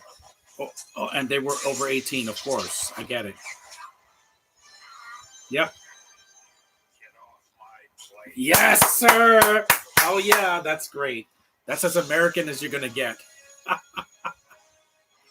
That was awesome. Where was that one liner in The Force Awakens? Like, Kylo Ren, I'm your father. No. Instead you get bzzz, and then he's dead. Yeah.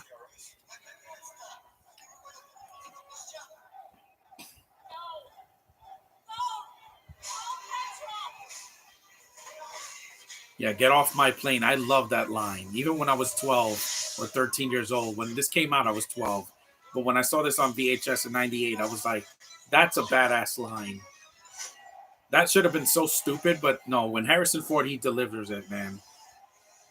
That's how you deliver a line, man, with some gravitas. You know who can't deliver lines like that? Liam Hemsworth. Because he sounds like he's like a robot.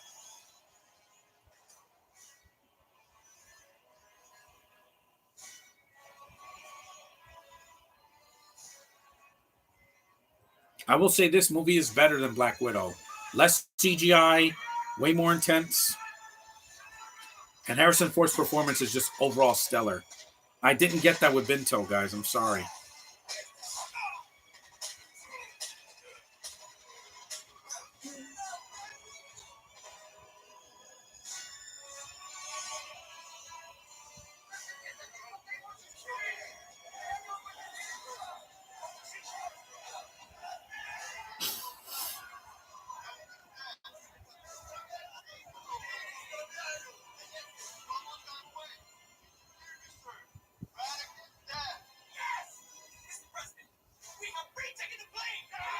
Oh, yeah. Celebrate, American people. Celebrate. Do you refuse to watch another Kevin Spacey movie? No, I can still watch his films. I know he's a sick bastard, but it is what it is, guys. Nobody's perfect. Every person in the film industry or TV industry, it has flaws. Nobody's perfect. I can still watch The Usual Suspects and Superman Returns and even A Bug's Life because I know it's not him. It's just it's just his voice or just he's on screen. It's not Kevin Spacey being Kevin Spacey. It's not like he's grabbing a guy's ass in the movie. That I won't tolerate. House of Cards, I've heard good things about it. What pisses me off is what Amber Heard did because she's still getting work and she beat up a man. I don't know, guys. DC just is kind of double standard. We're gonna fire our directors. We're gonna have Zack Snyder leave the Justice League movie because of personal issues, and but we're gonna hire an actress that can't act and is abusive. Hey, as long as Amber is not in Aquaman 3, I'll be fine. When 2 comes out, hopefully Mira dies in it, and they replace her with her sister. I can still watch Kevin Spacey's movies. I'm not attracted to him. Some of the movies he's done has gorgeous women, like American Beauty.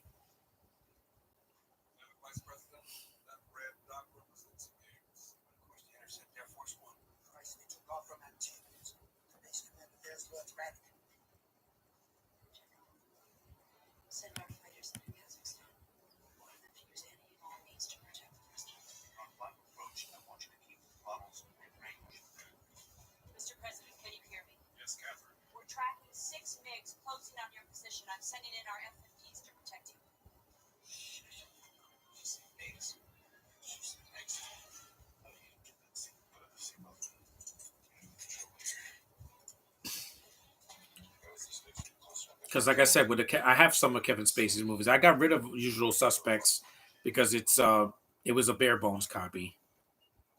Oh, what happened, Ma?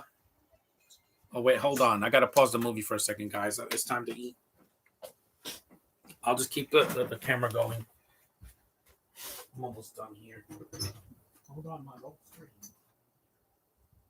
Why is there a football down here?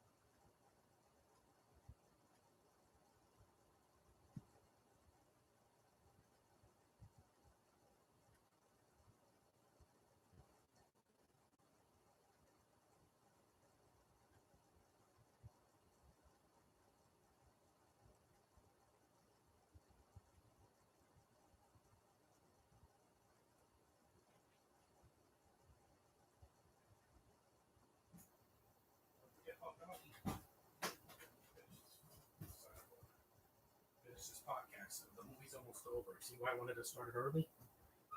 Okay, I'm back, guys. Gotta get my traditional barbecue in there. Gonna eat some hot dogs while I finish this movie. There's only a few minutes left, so bon appetit.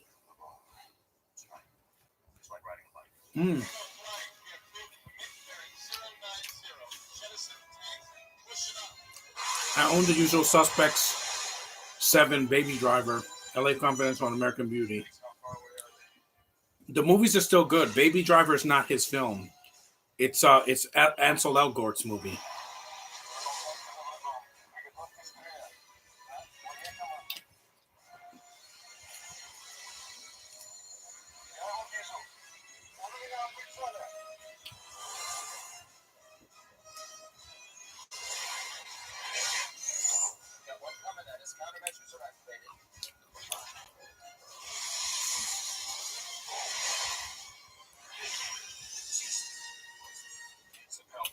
U.S. fighters, this is Air Force One. We are under attack. Where the hell are you? Air Force One, this is Halo Flight. Closing on your position. Good hot dogs, man.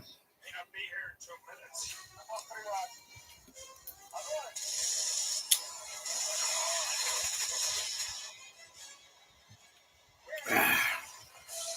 It's good that I have to get a nice meal.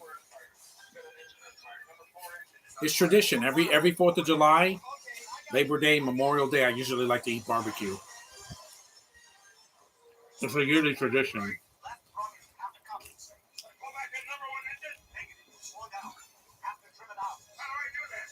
How do I do that? Yeah, I love Harrison Ford's voice, man.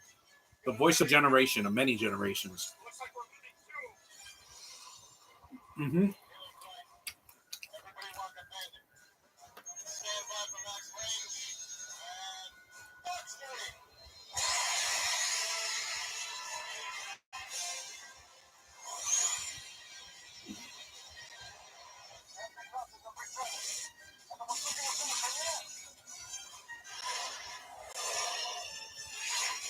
Wow, blowing up.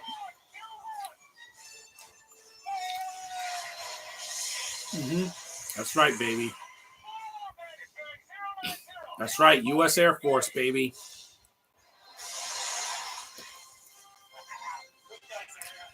Oh, yeah.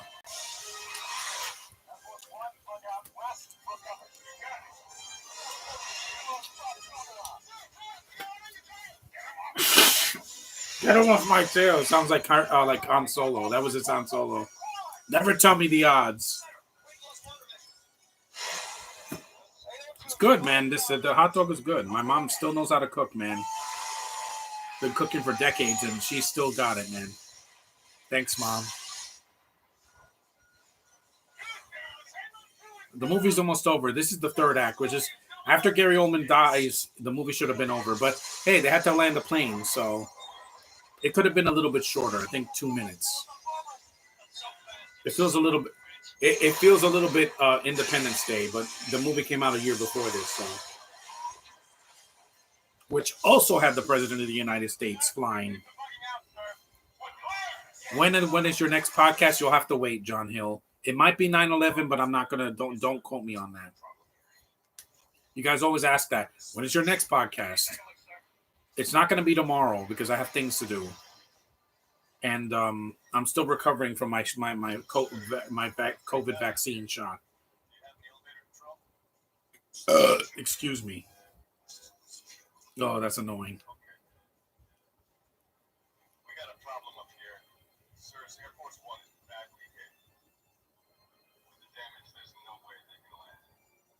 No way? Wow. I'm sorry, sir. Thanks for your help. I'll stand your wing, sir. Take it straight and steady until we figure out what to do. Sir. You did great. Yeah, he did. To all the people that are fighting overseas in Iraq and Afghanistan, guys, so we salute you. You have my support, all of you, the Marines, the Air Force, the Army, the Navy, all of you guys. You deserve all the respect in the world for going out there and keeping our country safe, especially during this pandemic. because it's all over the world. It wasn't just here in the U.S. So thank you, U.S. military. You, you guys are the real heroes. You and also the you and the nurses that helped give me that vaccine last week. What's up, John? Happy for Labor Day, and I'm late. Yeah, you're late, Jay, but you're at least getting to the end. So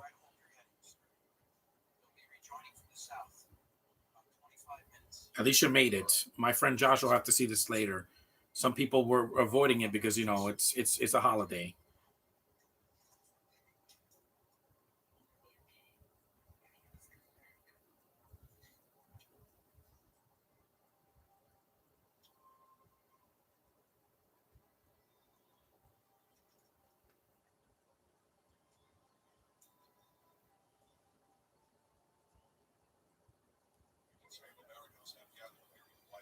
Yep, the White House. Imagine if Nicholas Lee got his film put on the worst of the year. Can't be any worse than some of the movies I sat through this year. Vanquish is the worst thing I've seen in this decade. Period. I don't think a movie's gonna top it. Air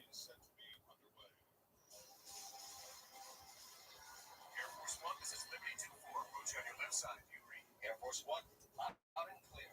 Gibson, we're here. Hit the door. This will be 10,000 feet, 200 knots.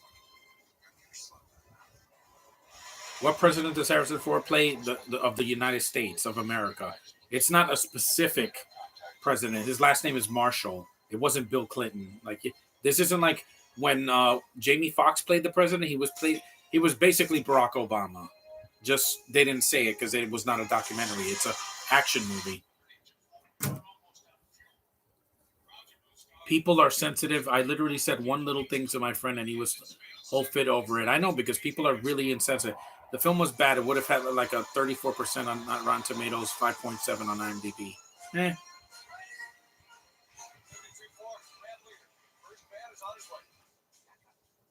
Yeah, because having Xander Berkeley be like the final boss in this movie, he wasn't that threatening to begin with. I mean, he's the reason that Gary Oldman and the Russians got on the plane in the first place, but still. What time is it? It's 1:11, so it's almost 2 o'clock. Glad I did this podcast early.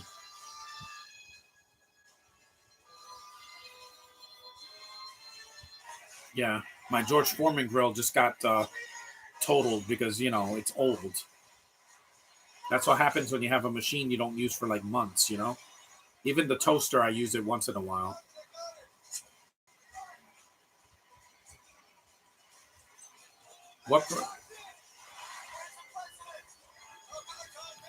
I'll just have to put you in timeout, John Hill. I'm sorry, but I already answered your question. Yeah, there you go. Thank you. Because I need a break. Liberty, we just lost another engine. Liberty 2-4 acknowledged. The podcast is almost over. It's not a Q&A. Who's gonna fly the plane? I'll take care of that, sir. Got it. Go. Grab the pilot. Second PJ's on the way.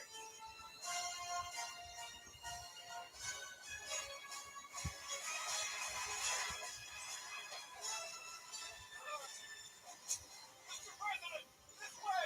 My family first. Sir, I have orders to take off this aircraft first. Star, the third parajumper is boarding Air Force One, standing by for recovery. Roger, moving into the receiver position.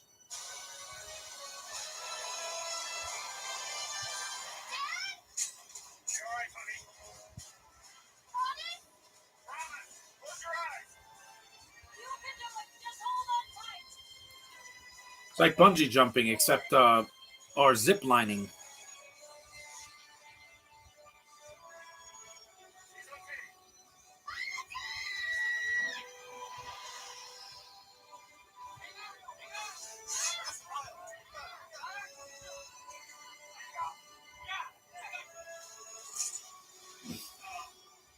I'm right behind you.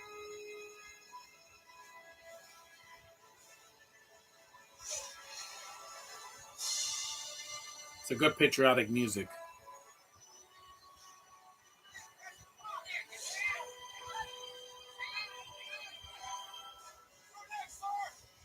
He's wounded. Most people Most people are overly sensitive. They saw this movie, they would say it's sexist because one of the villains kills a woman. Again, he wasn't playing. He wasn't joking, guys. It's a freaking movie. You know, I'm not. I don't take movies so seriously that it just, you know, I have to block everything else out. No. One more retrieval. We're passing 3,000 feet. Impact in less than 2 minutes. Get the president out of there. Yeah, hurry up, dude. Keep there. He's on. Sir, get your arms ready. It's time to go. What about the other team? There's no time for the other team. I can only take one more. No, we're all going. That's impossible, sir. I have to take you. Mr. President, it's time to get you off this plane. Go, sir, go. Please, go. Yep. Because this twist, we saw it coming. This is not a twist. When the movie has and also my views are getting lower because it's almost over, guys.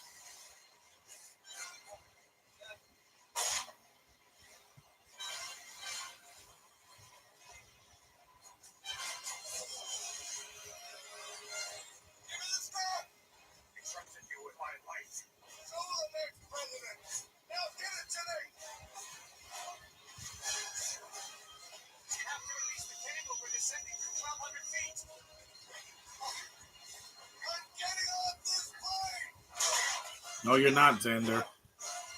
And Xander, they typecasted him as a villain in other movies and shows because he was one of the main villain in Nikita in the first season.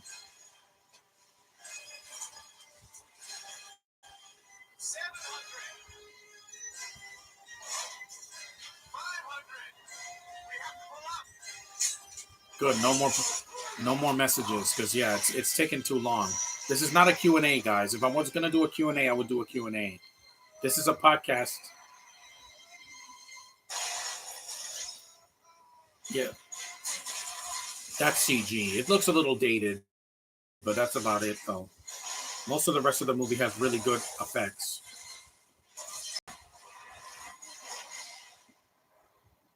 There's no mail today because it's a holiday. Air Force One is down. I repeat, Air Force One is down. Yes, I know. Do you have the president?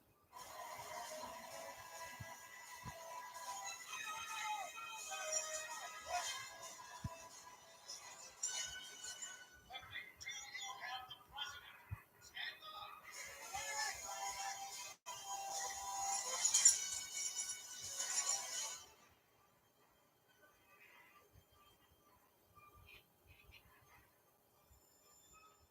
Yeah, it's a yearly tradition. Some people barbecue outside on Labor Day.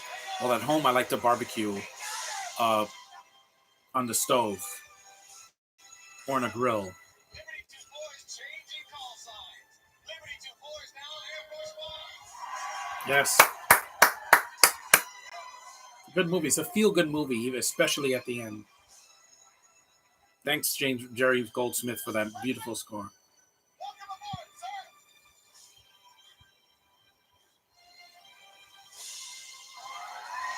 Dun, dun, dun, dun.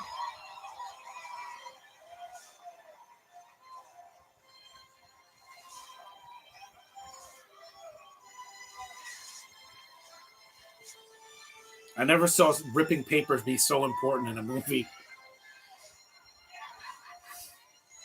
Yes, smiles, Glenn Close. You won an Oscar.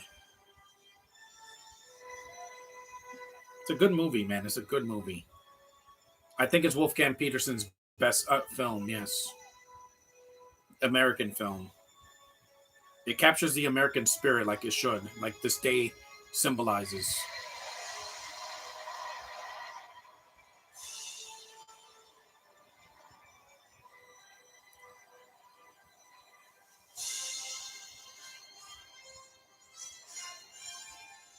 And that was Air Force One, guys.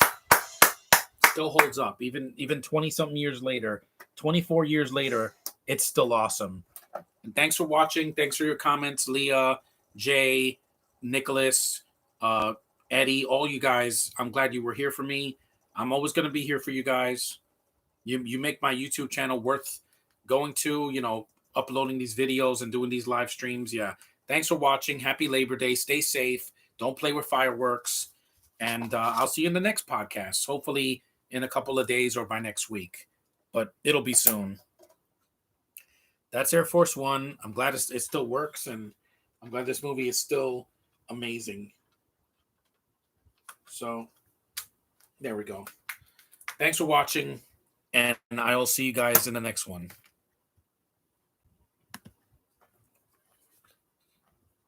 End.